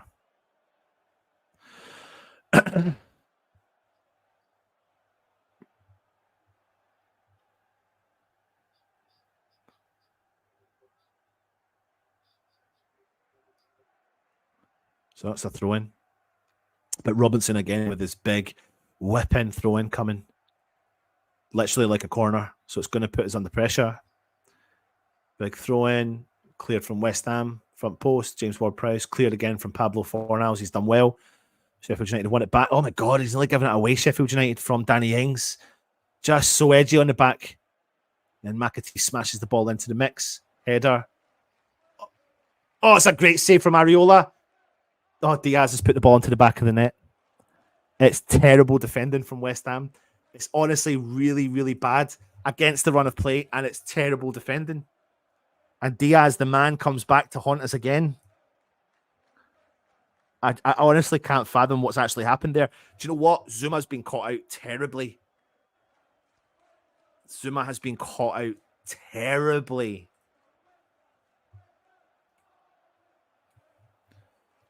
Ball gets punted in. It's a header, crossed in, back post. Yeah, he is. Goes. Zuma gets totally caught out. He heads it. Great save from Areola, but no one wins the second ball when Diaz just comes in and wins it. Like, great save from Areola, but someone needs to be there to clear it. Diaz just has that intent to get to the ball. That's the difference. The intent. That's where we're struggling defensively. Diaz just comes in, gets a touch, and smashes that into the back of the net. Two big errors, I would say, there from West Ham. First one definitely coming from Zuma. He just caught ball watching. Oh.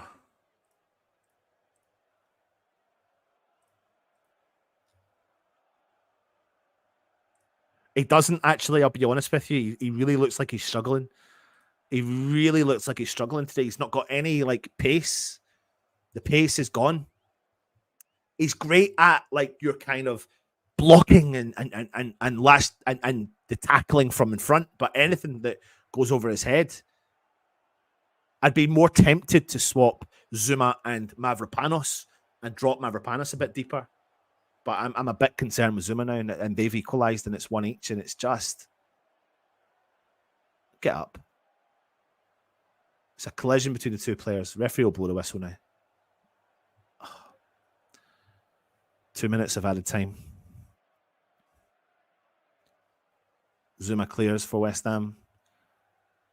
Sheffield United get in front. I'm just so disappointed by that goal, just because of the awareness from Zuma, and then it's a great save from Areola, and it's punted back into the penalty spot, and it's taken 2 bounces before it's got to Bertrand Diaz, and Sheffield United going the ball away again to Corney. Please, come on, Corney. That looks like a foul, ref. It's a foul. How's it not? You've got the ball into the player's leg. Zuma sees the ball, plays it back to Areola.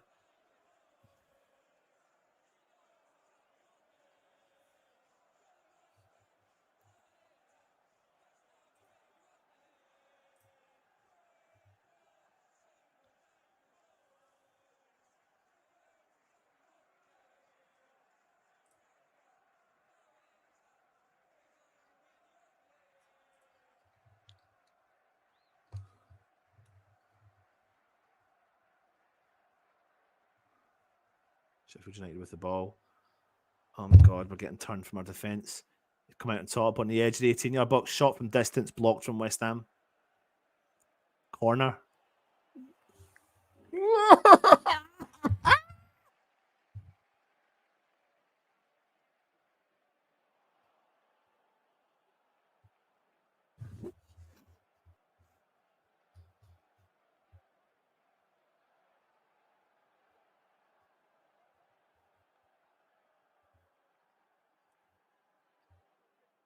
Two minutes added on, so it's going to be the last kick of the game. Let's just get in at halftime, man. Holy shit.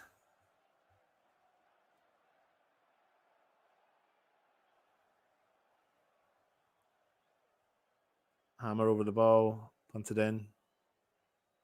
Back post. Areola comes out, clicks. There you go. Halftime. Oh, so disappointing from our beloved West Ham. Here comes DJ Russie B. I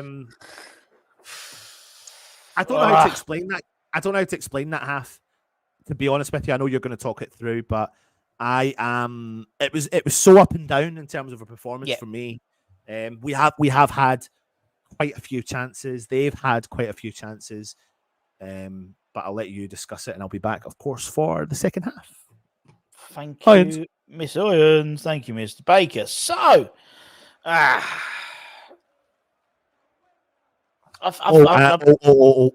and Zuma.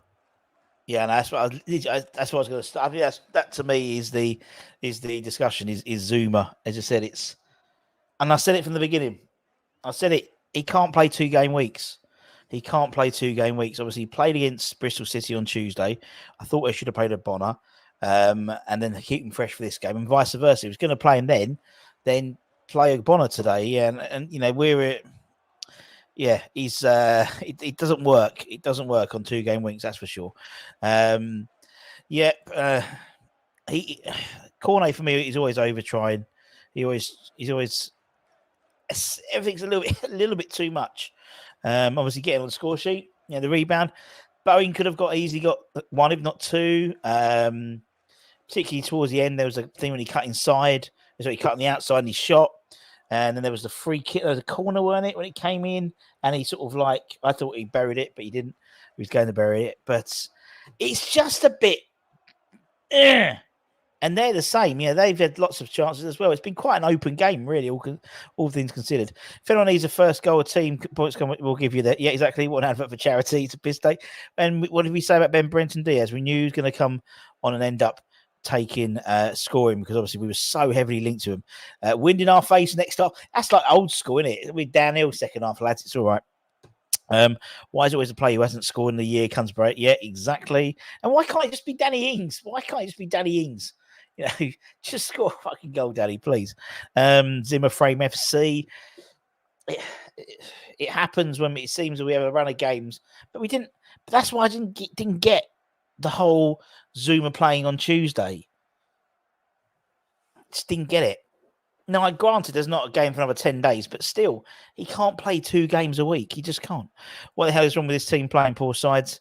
I think both sides could have gone into the game, could have gone into the half time up front. Up rather. It's just great game for the neutrals, but a very frustrating game for both sets of fans. That's for sure. You can't play 260. That's for sure. Needs to come off. Obviously we've got a Bon on the bench. Again, it's ball watching. If you watch the game against the Bristol City game, yes, it was the Mavropanos back pass, but Zuma just stood still. But that's the same as when Aguirre plays. It seems we have this little blind spot when it comes to just awareness of what's around us in terms of our centre halves. You can see why I've been linked with centre halves. Linked to the likes of Chalobah from Chelsea and various others. That's an area we do need some improvement for sure. They are so full of mistakes at the back. Why are we not going for changes needed to bring Bowen into the game more afternoon, Anton? Indeed, I've been with you all, but just couldn't bring myself to comment. Doesn't get any better, does it? Glad your pops is feeling better. Happy Hammer at. Yeah, me too. Bring on Barmy's not going to do that in this one more. Everyone's good to each other. We seem to be faffing around too much. Great word, faffing around. Being caught in possession, or just not taking a shot and trying to pass it in instead.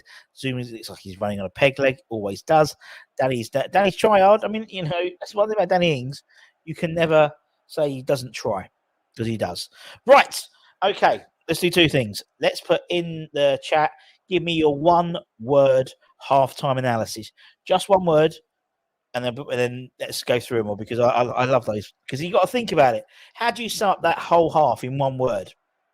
I want 1 word. Mine is frustrating. That's it. Frustrating. You think Moyes will make subs but before the end of the game? Hit the like button. Indeed. Crap, says Alan. Pointless, says Tugger. Tugger Brendan C.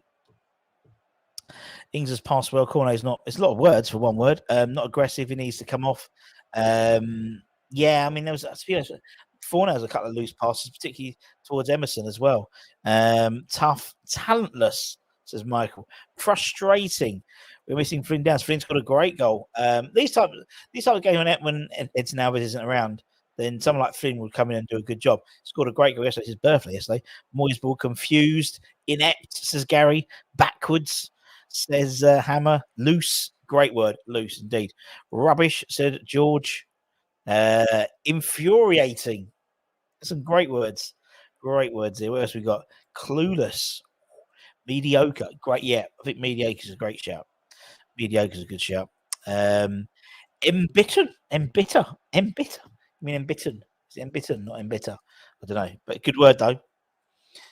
I like that word. Is it? Can you say? Yeah, sorry. Yeah, right. Embitter. Yeah. You're right. He can. He's right with the R. Poor, unfocused, inferior, mistakes, Spursy. Oh God, we're at that stage now. We're a bit Spursy. Oh God. Oh Christ. Poor us. Poor our fan base. We're starting to go a bit Spursy on everyone. Yeah, it's just not very good at all. Not very good at all. Tacticless. Nice word. Brilliant from Sheffield United. Sheffield United dug in deep. They've had a decent run of it. I think both sides really. I think both sides could easily have come into the half time ahead. It's just so frustrating. I mean, that's why I keep saying the word frustrating. To me, it is it's so frustrating. You know, we could easily, if we turned it on for 20 minutes, we'd blow this light out of the water. We really would. And it's so frustrating. Classless, says Lynn. That's a good word. I like that one. Classless.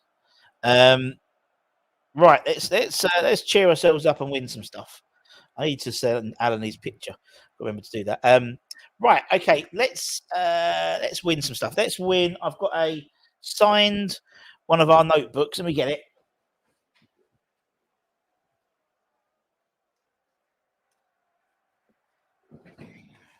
It's a signed West Ham notebook, signed by Tonka Ray Stewart with his own pen. Bless him, bought his own pen. That's what I like. So if you want to win that, you need to put in the chat hashtag.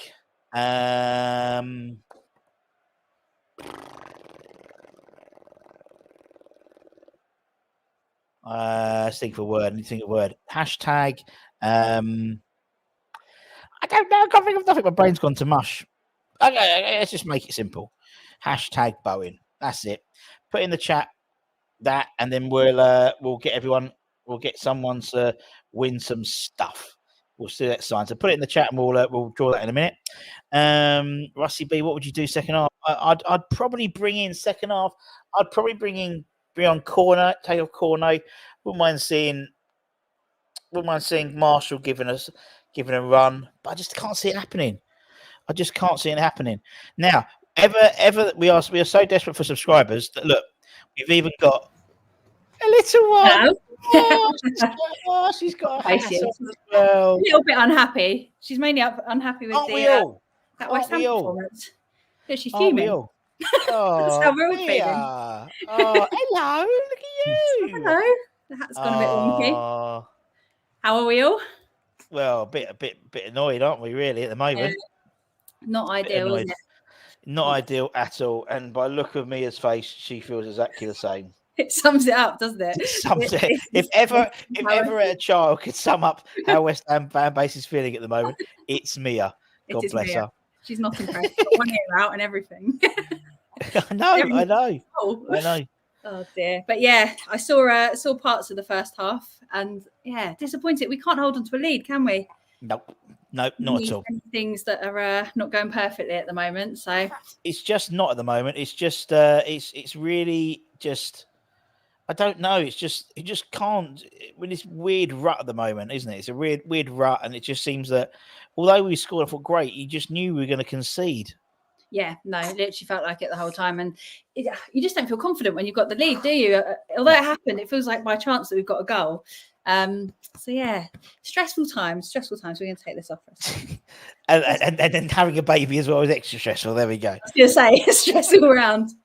Yeah, not alone supporting West Ham, but supporting West Ham at this moment of time with a baby on the shoulder. A lot of comments about West Ham, about Zuma at the moment as well.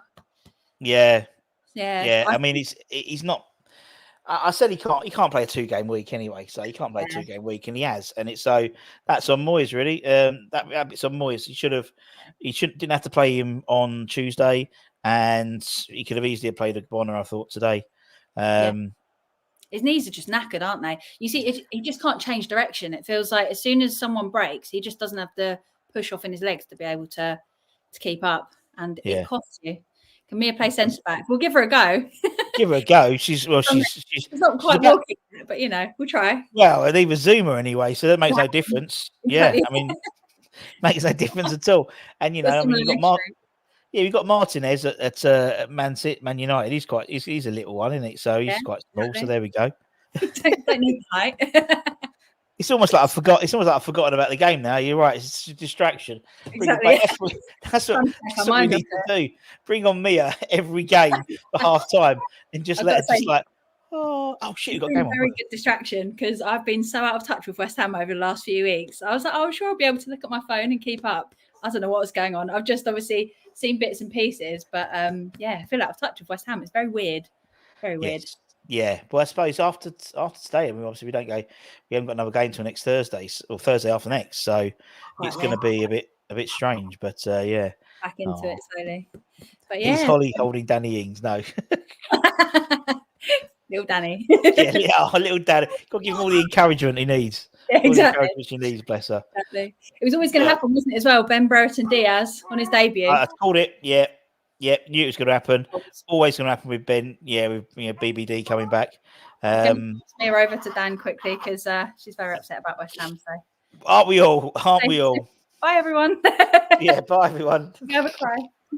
Oh bless her. Oh bless her. Yeah, we just we have a knack of giving goals, don't we, to people on their debuts, people that haven't scored in ages. It's Always the way, isn't it? Does this happen at other clubs and we just don't realise because we don't watch as closely? Why doesn't it happen to Danny Ings?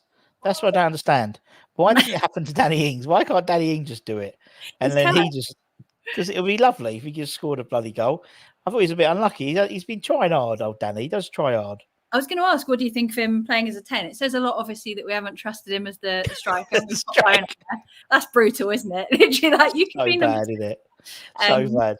But he's actually been okay. Like, obviously, our goal was his shot that failed as the assist, technically. Did that get the assist? But he's been all right. He won the ball back. There was another chance, wasn't he, where he got it to Bowen. Bowen hit it wide. Yeah, I mean, he's had a go. Right, I'm just going to, while you're doing that, I'm just going to quickly just get this ready because we'll do a quick giveaway. So, yeah, if you put in Bowen, just the word Bowen, hashtag Bowen in the thing, we'll spin that at the same time while we're chatting. But yeah, no, it's, I don't know what to do. I don't know what to make of it all at the moment, to be honest. I don't know what to make of it.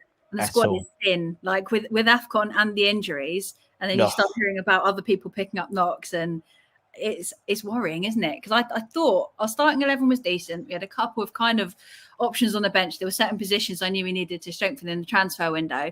But now it feels like we're back to the bare bones and like any more injuries, I think we're in massive, massive trouble. We are. I mean, the fortunate thing is we don't play up for another 10 days now. So, it's, and by the time we do play, that's why, although we will get people in, by the time we play at Bournemouth, Kudus could have been knocked out of the AFCONs by then. Yeah. Potentially even again, but I'm not so worried about that. Paqueta could be back, Antonio could be back. So it's could change quickly. It would change very quickly. So I can see why people are a bit like, oh, we need, I can see what if they don't decide to bring anyone in, that being the reason. Yeah, same. And I think as well, like we've kind of got a starting 11 that you do quite well. You need to be a decent player to fit in as a starting 11 and replace one of them. Yeah. But it's always such a challenge. Not that we shouldn't still aim to do this, but it's always such a challenge to bring in second choice players that are also good enough to make a difference. It's such a weird balance. Nobody's happy with that. You're right. I mean, if we had players who were second choice, if they played well, then they would be first choice. Yeah, that's the way I say. And so it's always going to be tricky with those types of situations. Yeah. But yeah, no. Anyway, I'm going to draw this. Let's give someone a happy time. Make someone's day. Make someone's day with a signed Ray Stewart notebook. And it goes to Michael. And Michael Asnine. Michael hasn't won one for a while. Michael, send me. I know I've got your email, but send it to me again, so we can get that on, and then we'll get that sent out to you straight away. Well done, Michael. Well done. Congrats. Yeah, I mean, second half, it looks like McBurn's coming on to bully our centre arse. I'm not. Let's see. When like a big centre forward comes on, we do all right against them because it's like they're not as mobile. They're sort of quite, quite oomph. So I'm not really too fussed about that one, to be honest. Guarantee he was going to score against us now because I've just said that. What have you just done for us? What have I just done? Definitely he's going to score against us. Anton's playing silly buggers with the clock. Yeah, McBurn's coming on for 32, whoever 32 was, no idea. So that's going to start. He is soon. on. He is on. I know. I've just said he's come on. He started. His game started. You're so Okay. delayed. Hi, Holly. Hiya. You missed the baby. You missed Mia. Mia made an I know. appointment. I seen it in the background. I seen it, and I was like, "Oh, I want to jump on." Well, I'll jump off him. Been Hi, ditched. Holly. Welcome Hello. back. Thank you. Good to How's be the little back. one? Yeah, she's really good. She's forever eating and crying if she's not eating. Uh-oh. We all. I remember. I remember those days. Exactly. I don't want sleep anyway. So they have made a substitution. I don't know who came off for them. I didn't actually see. Let me have a little look and see. Do you know what? Our passing, from what I've seen, so I fast forwarded through some of the first half to try and catch up. Our passing's been a little bit dodgy from what It I've has seen. been not great, to be honest with you. But we do well and then give them the ball. Yeah, the thing I'm noticing a lot from this is, sorry, 2 seconds. Let me just see if it is. Osula's out. Okay. Let me just change that. Osula, who's actually been quite a threat, to be honest. But we do know McBurney can also be a threat for Sheffield United. Yes. Let me just get this in sync. Definitely. I mean, we've seen Mia, we've seen Joey. Joey's come back to me now. Say hi, everyone. He's Hi, coughing away. You go see Mama. Good boy. I'm just changing this. Sorry, give me 2 seconds. Seen quite a few. Where's the admin? Where's the admin when Russ is there? West Ham have got the ball down the right hand side. Tries to feed it in. Jared Bowen's going to challenge. He does win the header, but they've cleared it, and it's gone out for a West Ham throw in. Sorry, McBurney. I just need to know how to spell McBurney, but it is only just one C.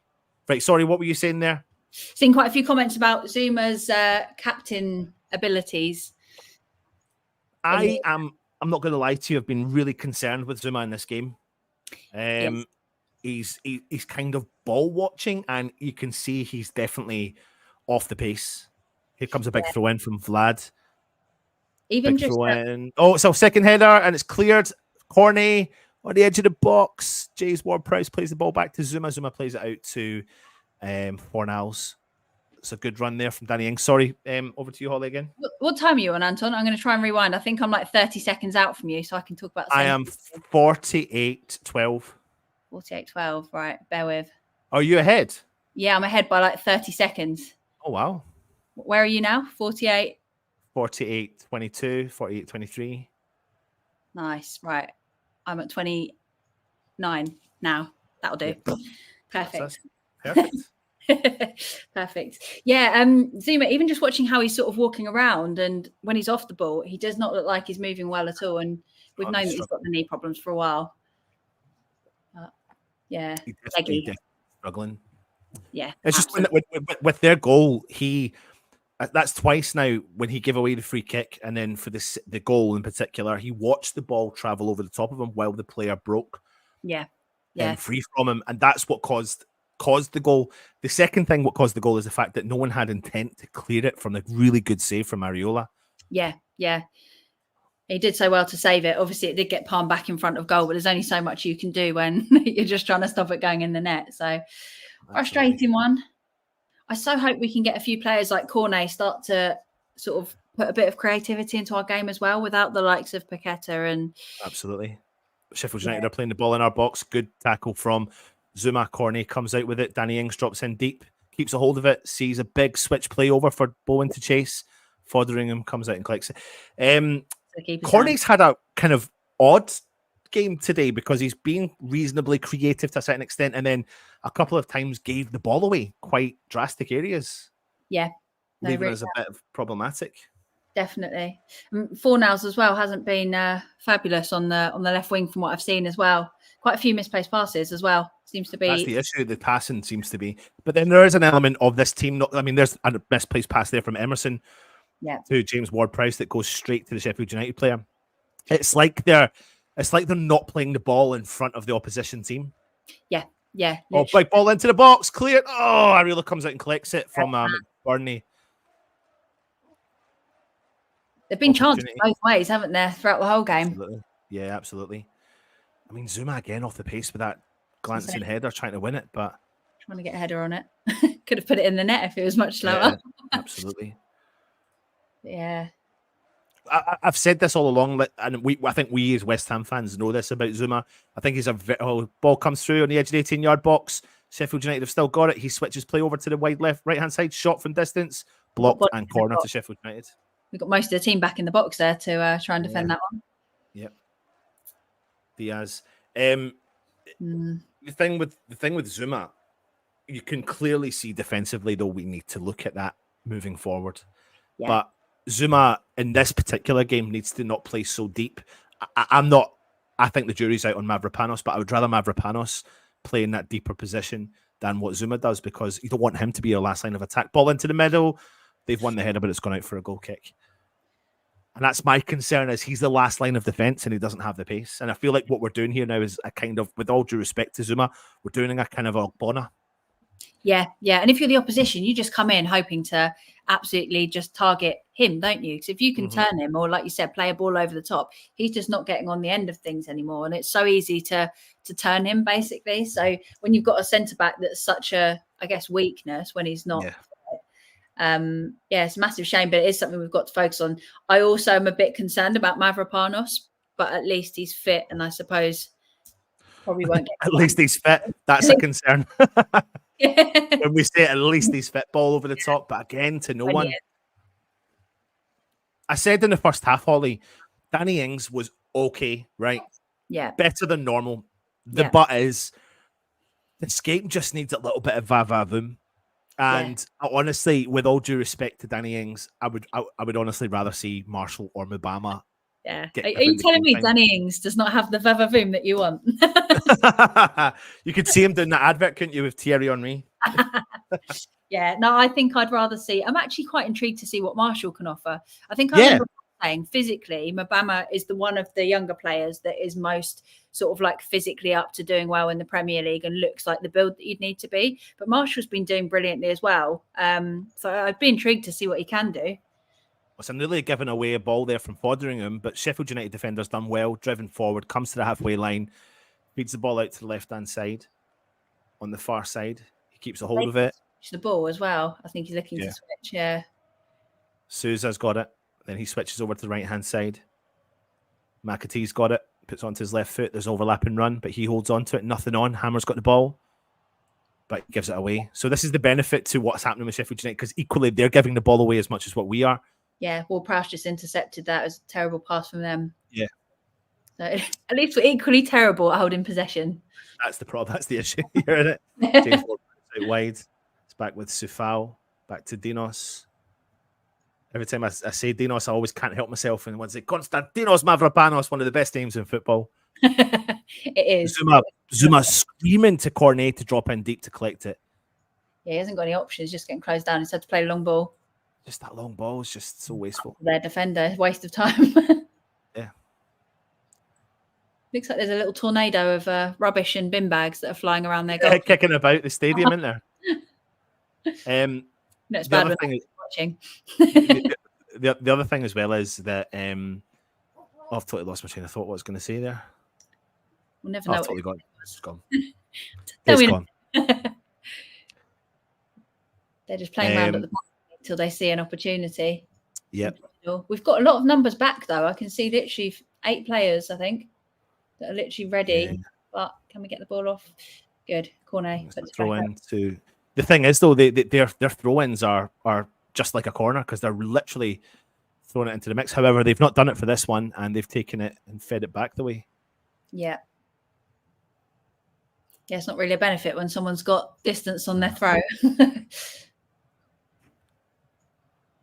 Sheffield United just playing the ball through back patiently. McBurney drops in deep. He collects it. He drives at the West Ham defence, but their players slipped. Fornal regains possession, but then we lose it instantly again. Hammer plays the ball into McBurney. Heavy touch into the forward.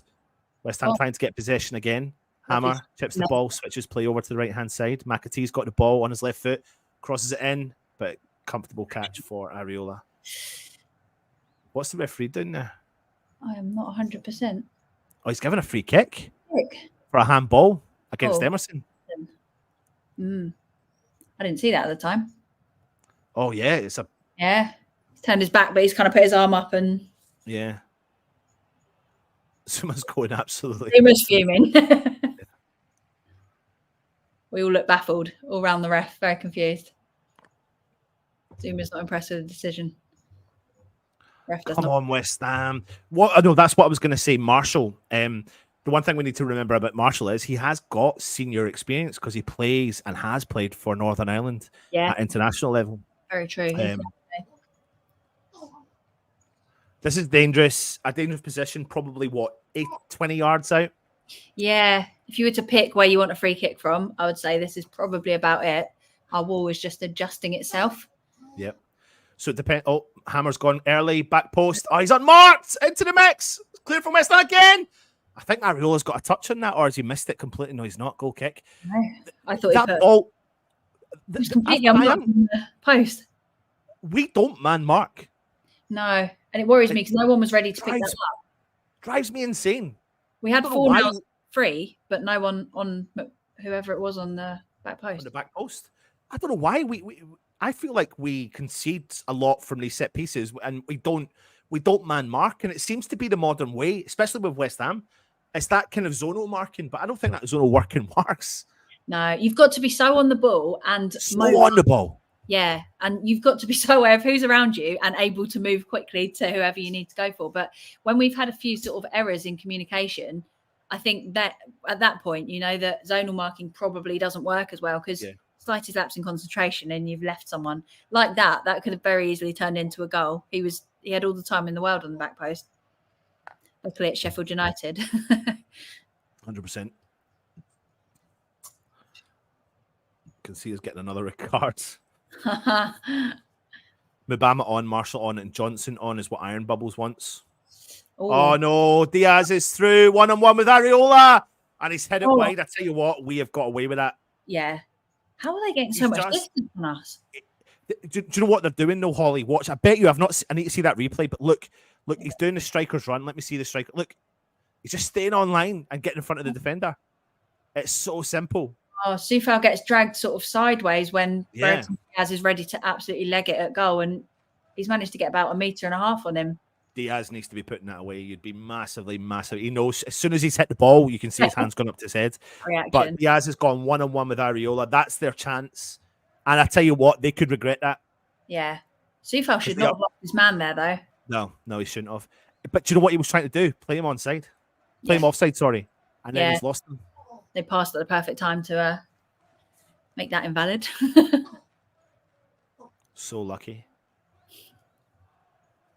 So little Mia's watching the game with you? Little Mia is watching the game. She's half asleep, half grumpy in Dan's arms at the moment. Love it. Thought I could feed her and then stay on here for 20 minutes, but doesn't quite work like that. It's all part of the fun, isn't it? Exactly. She's got a lot of West Ham gear already, so that's good. Starting young. She doesn't have a choice. Just subliminal messages. Yeah, you will only wear carrot and blue. It works, yeah.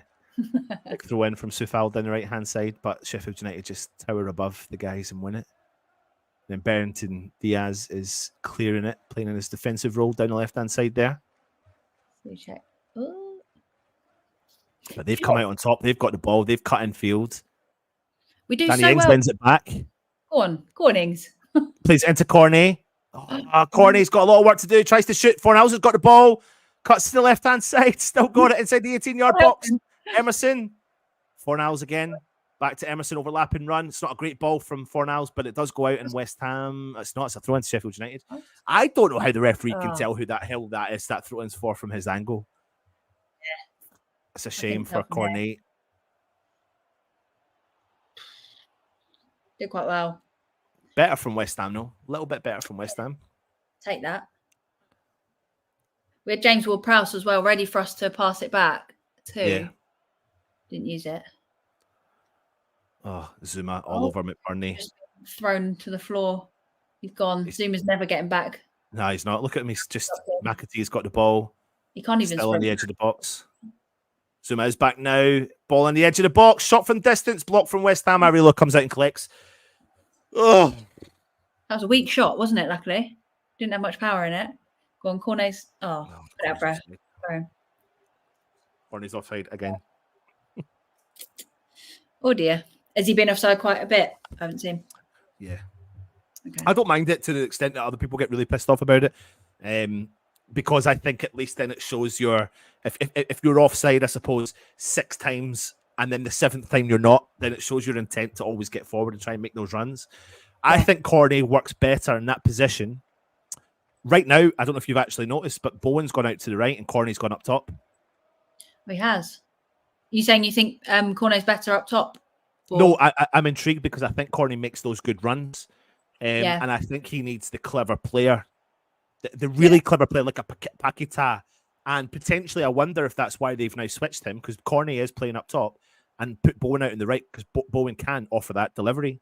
Yeah, that's the thing. You just need the perfectly timed deliveries. Yeah. Because especially if you are playing on the line, on last man, which seems to be what he wants to do. And that makes me think they're going to try Corney up top for 10 minutes or so, see how it works, and if not, they might look at Marshall and Mubama as a double. Yeah. Yeah. For Ings and Corney, because right now Ings is not really doing anything at all. No. I've never willed someone to do well Ben Johnson. so much. It looks like Ben Johnson's coming on, I think. Yeah. Unless I've missed. Is it Ben Johnson? I think it is Johnson. Do check. JWP on the edge of the centre circle, sprays the ball out wide right. JWP. Bowen. Back to James Ward-Prowse. James Ward-Prowse back. Oh, sorry, it's not. It's Sufal to James Ward-Prowse. Back to Sufal. Into Souček. Good ball into Bowen. Ball goes out, and it is a West Ham throw-in. I'd like to see us switch play a little bit because we're actually dragging a lot of their players in when we're on one side there. Yeah. If you look how many of their team they've got over on the right, if we could actually switch the ball, I feel like we could travel quite a bit of distance with the ball quite easily. Oh, early throw-in. Big throw. Oh, Good by them. cleared again. Yeah. Out for a throw. This is going to be a whip-in from Sufal. He's got a good throw on him, hasn't he? Can launch it. It's a bit of a weapon. Oh, second ball on the pitch. It's a bit of a weapon when we've got players that can actually win the first head at all. Yeah, something you need for that. Souček getting on. Oh, tries to go for a flick on it. Fornals. Oh, chest it down, tries to shoot, and it's blocked from Sheffield United. Now they come on the counter. He's got the ball over the halfway line. Good interception there from Emerson. Well done, West Ham. Well done, Pablo. James Ward-Prowse into Tommy Souček. Go, drive. Spray it out, right. Go. Go on. Shit, block.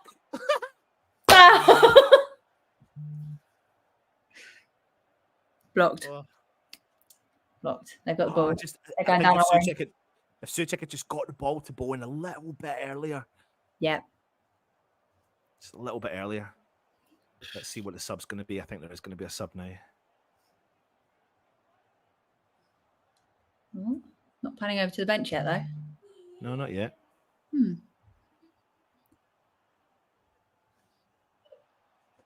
Danny Ings' hair is a bit mental, isn't it? Got like loads of hair at the front and not so much at the back. They took it out there to put it at the front. Yeah. So hasn't come back at the back. I feel so sorry when he puts stats like that up. Danny Ings, his second start in 10 games, 0 assists and 0 goals. Barrington Diaz on the edge of the 18-yard box, he trips over himself. No foul. And then we've been tripped up. Referee's allowed to play. No, he hasn't. He's blown. Yeah, thank you. Thank you very much, referee. Barrington Diaz holding his face, nose, eyes, nose. Do you know what? I'll give Diaz a bit of credit. He's had to play out in that wing, and he's done all right. Yeah, he has done well.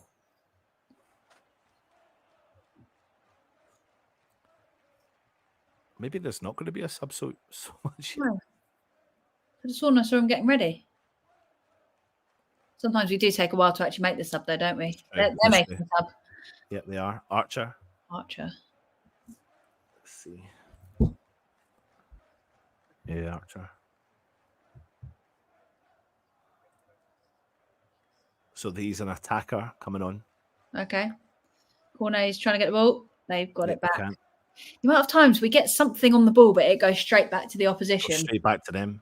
Yeah. But then they've given the ball straight away and we've won it back. We've knocked it out. We've given it away. I don't know if that is.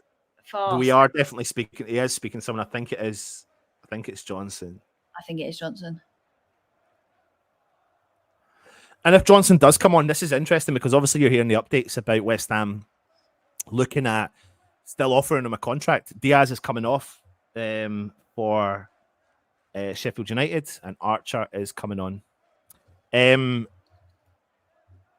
He's given him a bit more time recently, and Yeah. I think he's done all right. Yeah, he has done all right. There were times in the past where I was really worried about sort of his defensive ability, or when we were on the break, he just wasn't really offering. He just didn't seem like he wanted the ball. I don't know if it was a confidence thing, but he has been all right, and hopefully a bit more game time and a bit more experience can only be a good thing. If ever we needed him to show up, though, it is now. I'm glad Diaz has come off. He was a bit of a handful. Don't know what Archer's like though, so could be a bad thing.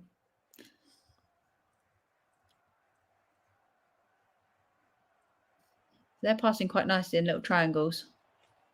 Yep. I just think again though we've come up against a defense that can be shaky, can be leaky as we know. Yeah. And their keeper who drives forward again, they've given the ball away, but we're not testing their keeper at all. No. Bowen's dropped in though, he's won the ball back for West Ham.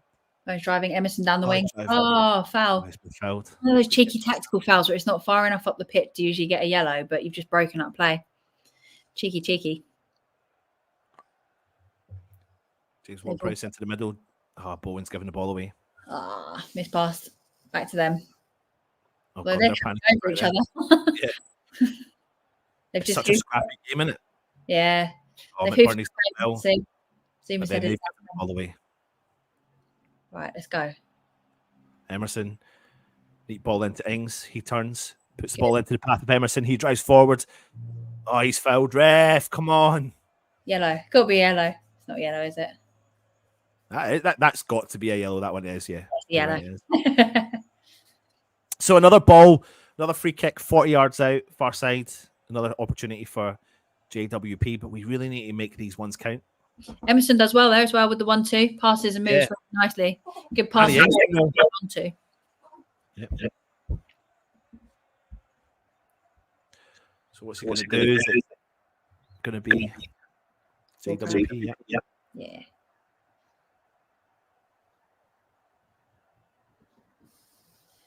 Looks like we're floating it into the box.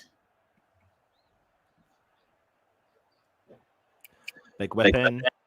Oh, wins the header from Mavropanos, but it goes row Y. Not row Z, row Y. Not quite as far. Row J. Project, yeah. Here comes Ben Johnson. Here we go. So I wonder who's going to come off here. It's Corney. Corney. Okay. Makes me think maybe the back five. Yeah. So really pushing the wing backs. Let's Yeah. change this. Johnson getting some very in-depth instructions before he goes on. Switching up formation by the looks of. So let me just put this in.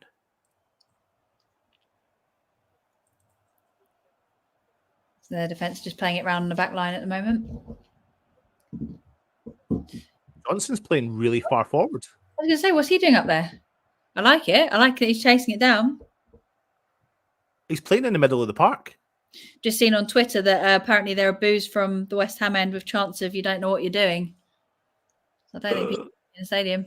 Fornals has won the ball back in the middle of the park, but Johnson's won the second ball, but then Sheffield United come out on top. Johnson's playing in the middle of the park. He is. Oh, Burnley from distance, but he shoots. It's not Burnley, it's another player. McAtee, and it goes well wide. I'm really confused. If someone can please explain to me why Ben Johnson is playing as a central midfielder, please, because we've not changed. We've literally kept back 4. Yeah. Let me see if he's definitely in there. He's definitely 100 per million% is playing in midfield. He's further up than Ward-Prowse right now. What are they doing? Are they put Tommy Soucek up top? Where's Tommy Soucek? Need them to pan the camera around a bit so I can work out what's happening. Yeah. Where's Tommy? I can't see him. He must be under the... Where the hell is... Why can't I see Tommy? Oh, he's there. He is... Soucek is up. I'm glancing. I'm just like, I cannot find Soucek. So we've got the back 4, and then we've got, it looks like Johnson and Ward-Prowse at the moment ahead of them. Is that what you're saying as well? Yeah.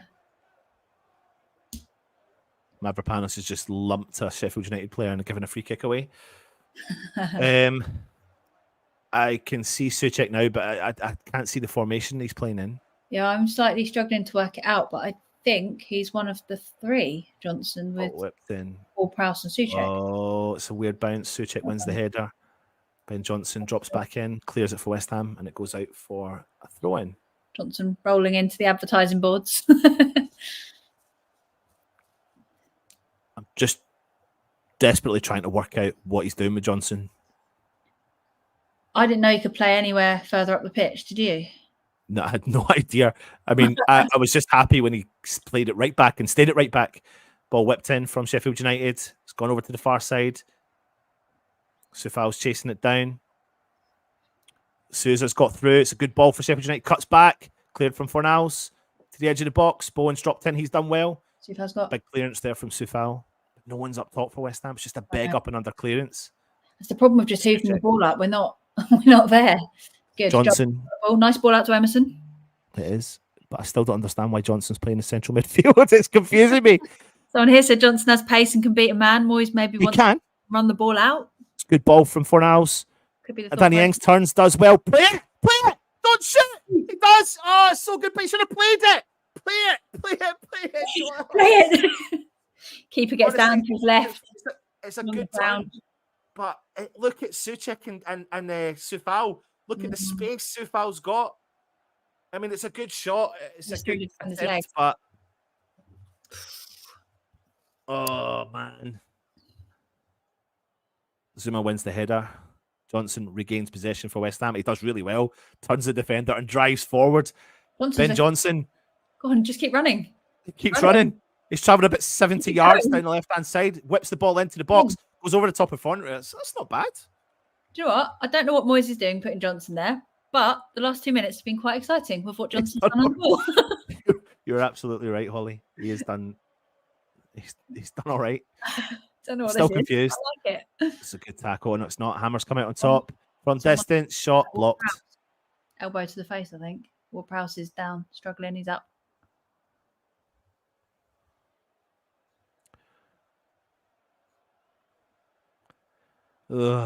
Sheffield United got the ball. The edge of centre circle. Sousa. We look like we've run out of energy. Other than Johnson, everyone seems to be sitting back a little bit rather than closing down. Yep. Oh my God! They've just gave the ball to us, and we just gave the ball to them. Zuma. They just literally passed the ball to us, and we just thought, "Do you know what? Thanks for that. Here you go again." It's just mental. Generous. Oh God. 1-1. What do you think? Say, come on, you Irons. Come on, you Irons. Irons. Oh, they've won the ball down the right-hand side. Ball's whipped in. Cleared from Mavropanos. Soucek. Ben Johnson. Back to Soucek. Ball forward to Danny Ings. He turns. Bowen. Oh, it's fouled. Got pulled back. So it's 4-1-4-1 that we're playing? I honestly could not tell you. I genuinely am lost. I know there's 4 at the back, but after that, I have no idea what's going on. Picks up a yellow card. Ward-Prowse in the 1. Yeah, Ward-Prowse in the 1 from what I can see. 4 and then 1. Oh. Bear with me 1 second. I'll be back. No worries.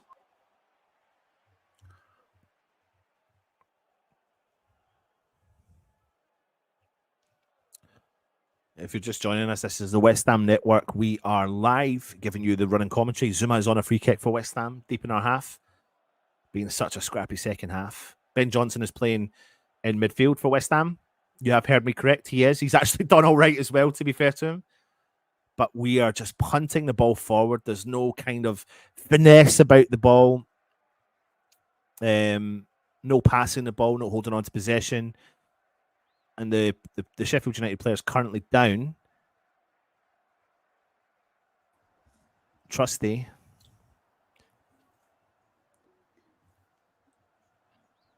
But he's getting back up again. Come out like off for me very well. Come on, yeah. Did I miss anything? Nope. Absolutely nothing. Mia's fallen asleep. Oh, she's sleeping now. She's sleeping. You are. Are you sleeping? Sending everyone to sleep. God, there's so many comments.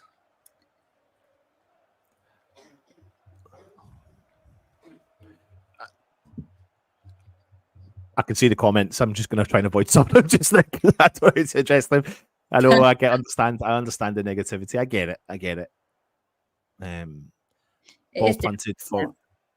Like Sheffield United are the one team that you'd really, really expect to be beating. You do, but then this is typical. Typical West Ham in it. It's. I know people want to come away from that typical West Ham, but yeah, again, you look at Sheffield United and on paper you think West Ham should be getting that. It was a good interception there from Fornals. Tries to play the ball forward but can't get it around the Sheffield United defender. But then again, on paper, we've beaten Chelsea, Arsenal, Tottenham, Man United. I mean, it's just the roller coaster of supporting our club. It really is. There's 15 minutes to go. So Ben Johnson wins the ball back in the centre circle for West Ham. He drives forward, plays the ball into the path of Emerson, plays it into Fornals. Ben Johnson carries on forward, collects it, holds on to it. He does well. Finds Fornals. Ball forward to Danny Ings. Tries to turn. Oh, he's done really well. Danny Ings. Penalty. Danny Ings. Danny Ings. Penalty. That is a stonewall penalty. Yeah, and it's absolutely deserved. Hammer has taken him down. And I tell you what, Holly. That was a brilliant turn. Ben Johnson, by the way. Yeah. Play him here. We were all wrong. We didn't need to panic. This is a stroke of genius putting him there. He did so well there. He did really well under pressure to keep the ball. He's got the ball in. Danny Ings does a turn, like an incredible turn. Does he not make a player as well and then gets taken down? It's a total penalty. He's clipped his feet. It's a stonewall penalty. Stonewaller. Yeah, literally. No He's denying. Done really, really well. Oh, he does so well. He just gets 1 foot in front of the player that's coming in to try and tackle and get the ball. God. Is it Bowen? He takes a penalty. Bowen. Is it Bowen? Bowen Ward-Prowse? Bowen, probably. James Ward-Prowse, it looks like. JWP. He's got his hands on the ball. Come on, Jamesy boy. The accuracy. We know he has it. Come on. Oh, come on, son. Please. Come on. So we always play this game where we say, if there was to be one more goal, would you take it? You don't know which way it's going to go. Would you take it right now? Come on. Yes! Get in. James Ward-Prowse. Oh, James Ward-Prowse makes it 2-1 West Ham. Goal celebration. There we go. A little cheeky hole in one. A little cheeky hole in one. Oh, like you said, this is the roller coaster of West Ham where we underperform against teams you should be beating and then we'll somehow beat the likes of Chelsea. We all want it to change. I'm not sure it ever will. Oh my God, that's. Do you know what? I'm not even going to say it because there's still plenty of time left, and we are West Ham. But I'm just glad that we have scored to go 2-1 up. Ward-Prowse. Really good... Sorry. I don't know if you saw. Ward-Prowse pointed at Ings to the fans. He sort of put his arm around him and was like pointing at him. Yeah. I don't know what this means. I think he's happy with how he's been performing. I think there's probably an element against Bristol City. Danny Ings came off the bench. Sorry, came off as a substitute, and he had a bit of a word with Oh, he's calling Danny Ings over. Let me see him. Seen it now. Is he? And he had a bit of a to-do with someone in the crowd. And I'd listen. I think Danny Ings' performance today has definitely been better than normal. But still not to write about, and something I wouldn't, say that's enough. Yeah. Brewster has come on for Brooks for Sheffield United. Completely agree, but I think Ings has played a lot better and he's created chances today, but I still don't think he's the player that we need if we are wanting to score goals. Absolutely not. And one thing that's good about James Ward-Prowse getting on the score sheet is the fact that he's on the score sheet, which ball into the mix for Sheffield United, cleared from West Ham. But I'm just glad that James Ward-Prowse is back on the score sheet for his 4th Premier League goal this season. What time are you on, Anton? 80:45. 80:45. Perfect. Thank you. Tommy Soucek has gone. Is that Tommy Soucek holding his Norrington Davies? And Trusty's gone off as well. So another substitution from Sheffield United. The lack we have makes it very difficult to. Oh, I would say an impact sub, but when I said it on Twitter, someone was rightfully so like, but even when we do have all of our players fit, which impact subs do we have? And I suppose not necessarily impact subs, but subs that can play on and come on and do a job. Yep. At the moment, there's a lot of uncertainty. Like you just look at the amount of youth on our bench. I'm interested to see what they can do, but it's a big step up into the Premier League, isn't it? Yeah, absolutely. And we know they're not going to feature to the level that a lot of people are going to want. Yeah. And the one thing we do know is we are going to be active in the transfer market. We absolutely need to be active. And I think some of the prospect of some of the signings we're looking at are quite exciting. Yeah. I don't think we can falter away from that. Like if we're starting to hone in now on real targets, and we're led to believe that Tim Steiden's doing his job, Mark Noble's doing his job, Rob Newman's doing his job, then again, as much as that frustrates people because we've not got people through the door, then we've just got to pay the faith into what is happening there. And that has worked out from the summer signings that we've brought in. Absolutely. I think as a club as well, we're now in a position where there's no excuse to not try and aim and be ambitious for the signings that we are bringing in. We've got European football. We're a London-based club. We've got a lot of really talented players that I'm sure a lot of signings would be excited to play alongside as well. So we're now in a position where we can attract this talent. And we do, like you said, have Stuyton and people behind the scenes that should be able to kind of facilitate those moves. So I feel like, although it might take a while, we saw it before where there was not really any transfer action for a while, and then suddenly the floodgates open and they start coming in. I'd like to think that that's what we're going to have. I know financial fair play wise as well, it's not going to be the easiest this window, from what I understand, without freeing up some money by getting rid of some other players. Did I hear as well? We've got Stuyton's brother that's getting brought into the team. Max is coming into the team. Yep. So they've brought in this. No, it's not Matt. What's the name of the people? I've got them all. We're bringing in the boy from Hanover, who's like the head of tactical analysis. Nice. He's coming in, and I can't remember if he's Max or Tim's brother's Max, but Max is someone who is a Stuyton brother is coming in to do the scouting setup. It's a good interception. I'll tell you what, Ben Johnson's played really well. Fornals back as well. Yeah, Emerson. Oh, it's great play from West Ham. Fornals down the left-hand side. Emerson's made the overlapping run. Ball goes into Ben Johnson from distance. Danny Ings takes over it. Good ball over. Third ball and shoots. Ah! Oh, I thought that. I don't know what happened there. It's just gone over the bar. Yeah, it's too much height. That was a rocket. That looked like it was going to hit someone in the crowd. I'm going to say something here, right? And I'm really surprised I'm saying it, but Ben Johnson has brought something different to the midfield. Yes, hasn't he? Honestly, is it energy? Is it just holding on to the ball? James Ward-Prowse has intercepted, won the ball back, but then they've intercepted it again. Because he was involved in that kind of whole build-up play. And then Danny Ings has got a little bit of a new lease of life right now. Yeah. Johnson's really running at people. He's putting a lot of pressure on them. Yeah. He's Go on, Johnny boy. Go on.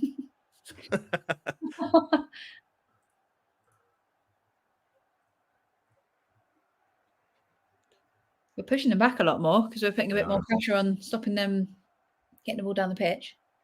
Oh, little flick. They have got the ball.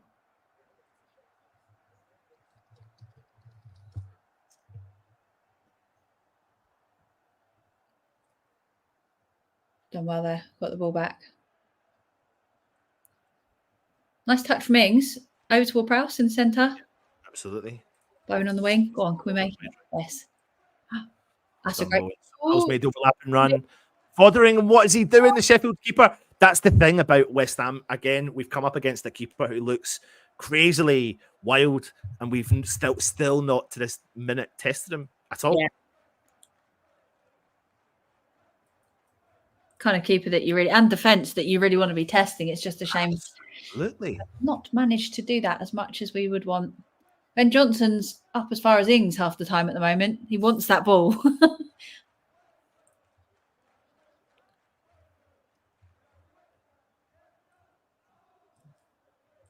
Ball through Sheffield United inside our box, cleared from Zuma.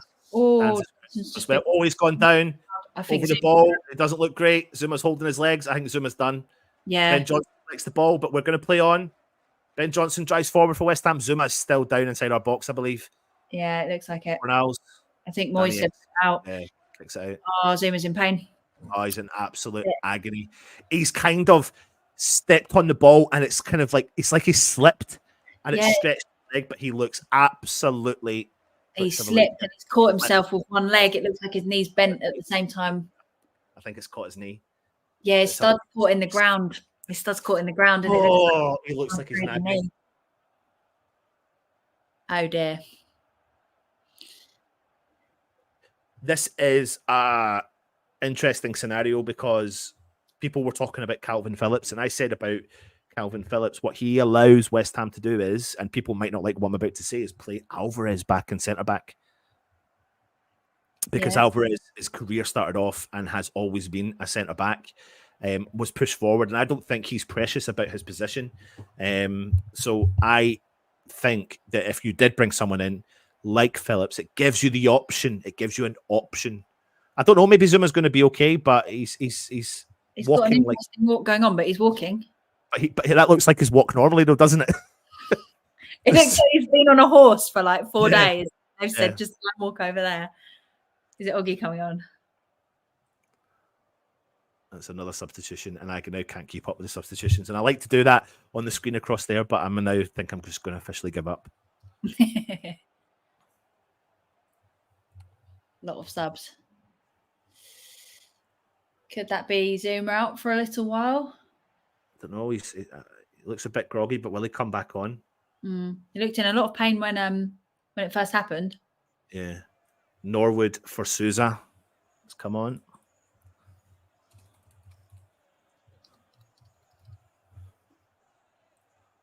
West Ham got the ball though. With Souček plays the ball back into Areola. Long ball. Someone gets on the end. Souček is just currently slotted in at centre back to see what's happening. But West Ham have got the ball with Sufal down the right hand side. He's still driving down. Hasn't really got any options short. They're hounding him. Oh, he's managed to Owen.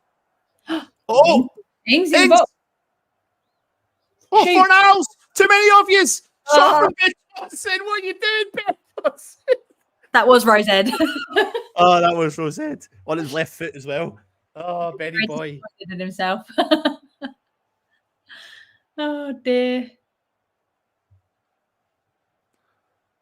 Wow. He looks like he's on a mission to prove himself, though. Yeah, absolutely.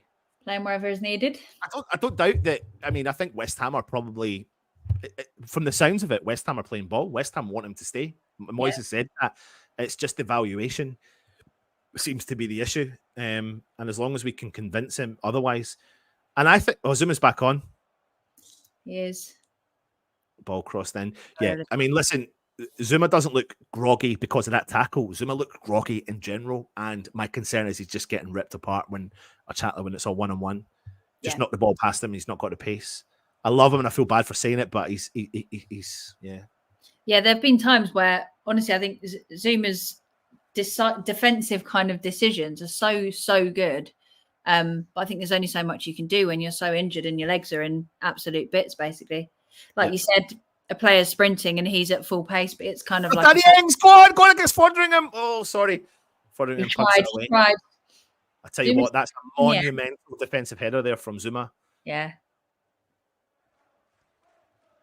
Fornals, his energy's picked up again.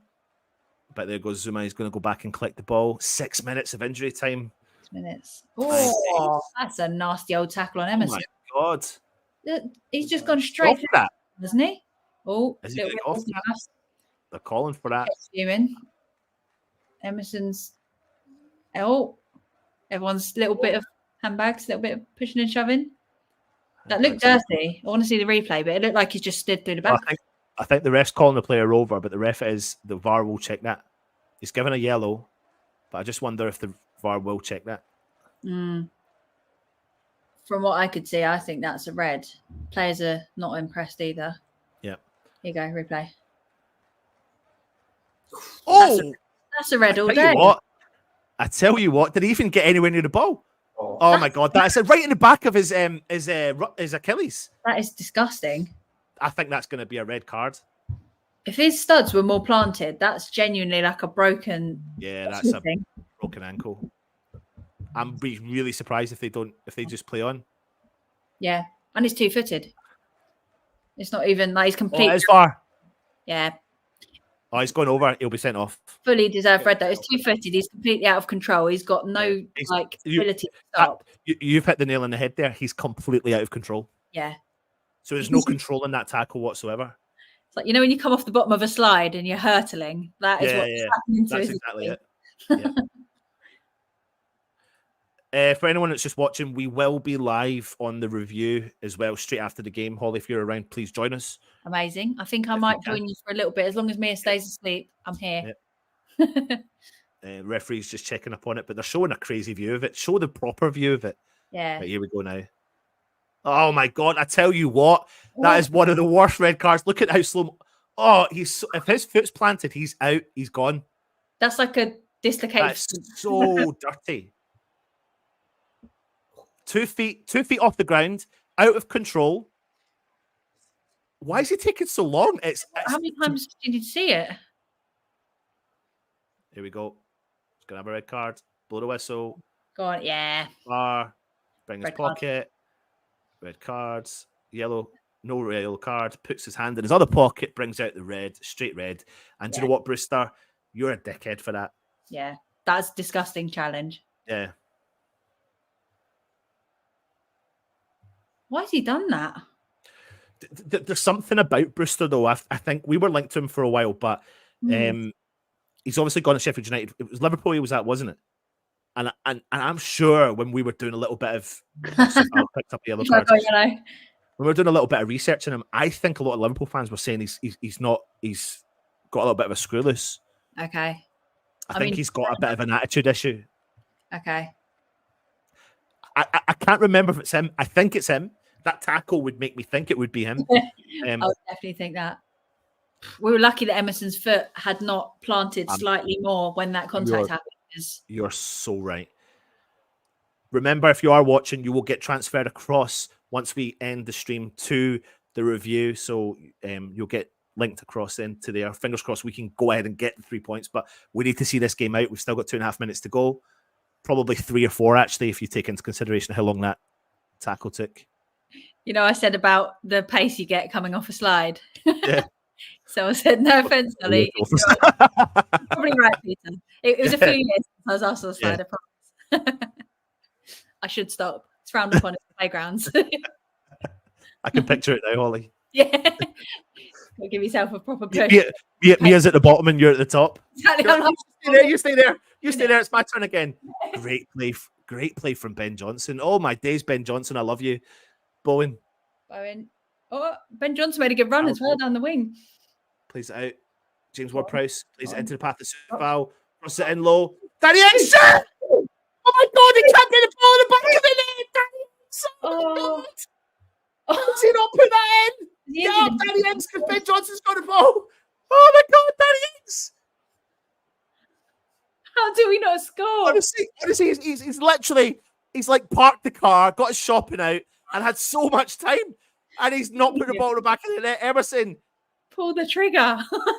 All created from Ben Johnson. All started from Ben Johnson. Fornals, good play from West Ham. Johnson down the left-hand side. Amazing. What is this? Oh my God! Look at Ben Johnson! James Ward-Prowse, what you did? You don't know. He's run it off. He's run it off the back line. What's that move? What's that move when you get the ball and you slide it back the way? I don't Danny even Ings know has what got it his is. head in his shirt. I do not know. He turns. He's got time. Oh Oh. my God. Is that a handball? Handball. Hang on. Ings has just shot and their defender has turned sideways and Has put his literally arm looks down like like he's this. And it's has that not hit his hand? Oh. Why didn't no one called for a handball at the time? Ings is going mental. Ings has a ripped shirt And as well. And Ings is coming off from Obama. Oh my God. That's an event. This game. Come on. Who needs another centre midfielder? Who needs Calvin Phillips? We've got Ben Johnson. And Johnson sorted. That's ridiculous that he's played so well in this position that he slotted into that none of us knew what on earth was happening. Is it by chance? Or they're bringing the ball up the pitch. You just need to just calm Just down got now. turn. Mabama's back to try and slow down their attack. Hasn't worked. Mabama's dropping right in. Oh, good. Back to Mabama. We've got possession. We're good. Go on, Benny boy. On Ben Ben. Johnson. Oh, he slipped. Traffic. He's still got it. He's still got it. No, he hasn't. He's lost it. He's lost it. I think I've just turned into Ben Johnson's number one fan today. Was that a foul from Sufal? Sign him up. Is Sufal going to get a second yellow? Oh. He is. He's off. No, What's he done? that wasn't that bad. That wasn't yellow worthy. That was not yellow worthy. The thing is, you can't overturn this. Let's have a look here and see. He stepped on the player's foot. Do you know what? It's the first yellow card that's the frustrating thing. So if he hadn't have probably, I think he was trying to get the player sent off. Is the reason why I think he's been the first yellow card. Yeah. Is it dissent? That's what they call it, isn't it? Dissent in the park, and that's the silly thing about Sufal. But he'll get the rest, and Ben Johnson will get the start. Yeah. But I don't know because I don't know. 97th minute, 96 minutes as well.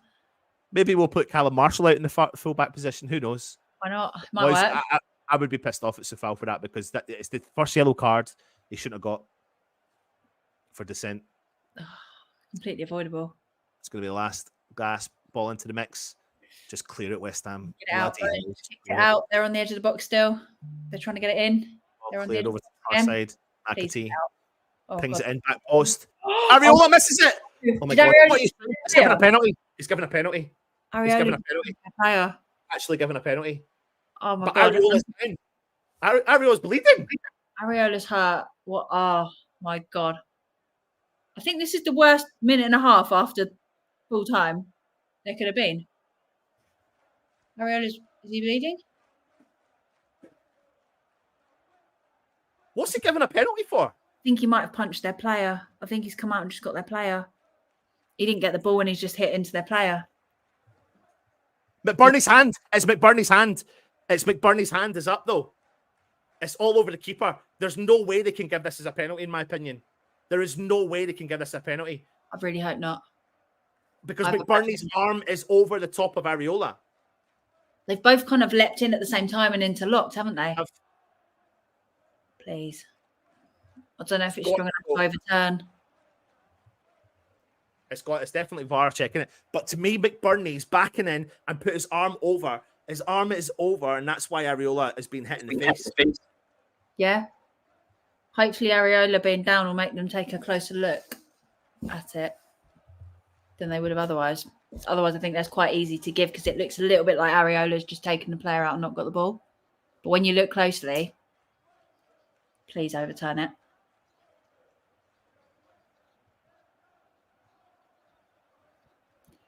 "99th minute of 96.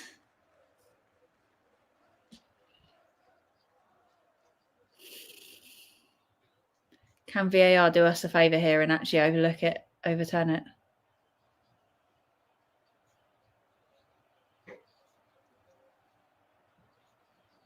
Is Ariola still down?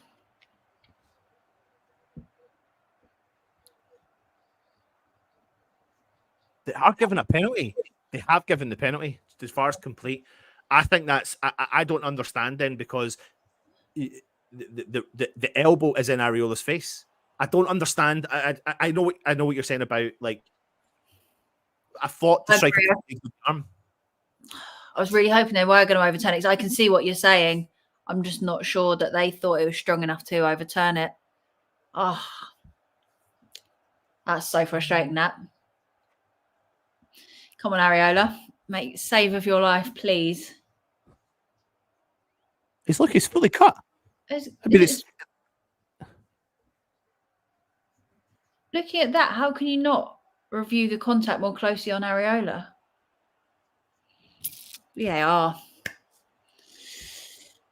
On the bright side, is it McAtee? He's looking a bit nervous and he's had a very long wait to take this penalty. Souček looks like he's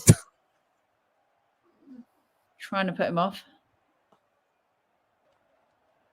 And you know what's interesting is, you know what the rules state? The rules state if it's a head injury, you need to go off the field. Oh, They're having to bring Fabianski on. That's how ridiculous this is. That's how ridiculous this is.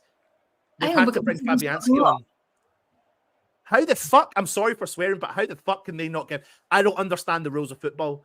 If that is a blatant, it's an elbow in his face. I need to see another replay, but But I don't understand then. I don't understand the rules then, because surely if he's elbowed in the face, Areola's not caused it. Foul on Areola. That's a foul on the keeper. They both went in to try and get the ball, and essentially they've both caught each other. So it's either not a penalty or it's a foul on the keeper. Oh, Fabianski coming on fresh to... It's like this bloody Mark Noble moment against Man United, isn't it? And they've now swapped. Fucking hell.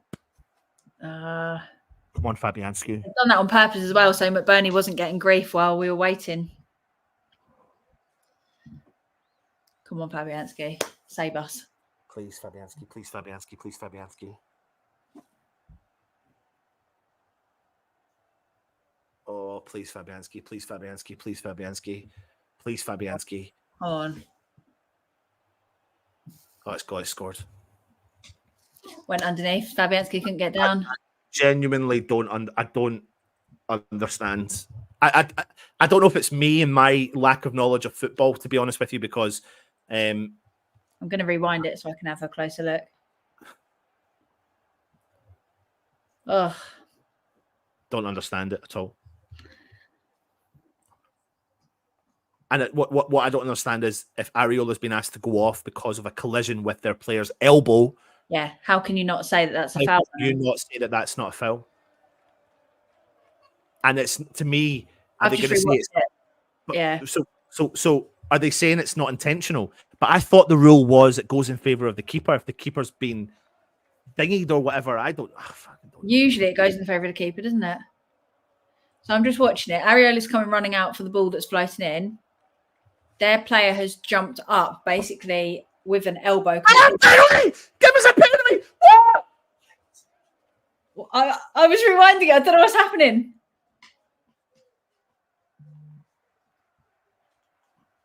I actually think this is going to VAR. I think this is going to VAR. I don't know. Maybe it's not. I don't know. But I think VAR is checking it. Johnson cross again. That's got this rugby tackle. Fucking hell! He's not even looking at the ball! He's not even looking at the ball! He's not even looking at the fucking ball! That is a blatant penalty. If I've ever seen anything in my life, I cannot cope. That is a fucking penalty. I don't know what to say. It's a rugby tackle. You have rugby tackled him. Why is he blowing the whistle? I fucking hate this game of football. I hate this quit. game of football. I quit. It's one of the most ridiculous things I've ever seen in my life. Absolutely mental. I'm so angry about that. I don't understand the rules. I'm not disappearing just because of the result. I'm disappearing because we've got family that have literally just arrived. Right, so it's no been a worries. pleasure on this live stream. There's a lot to talk about. There's a lot to unfold. There is. What an There is. end. I'm gutted. I'm gutted. Just gonna go Right. cry. Lovely. Thanks, to be on. Holly. I will be back on again soon. It will not be so long. Okay, excellent. have a Thanks for good that, Holly. Take care. Take care. If you are watching, just come across and join us on the review show just now. It's been live. So take it easy Enjoy. and come on, you irons. Thanks.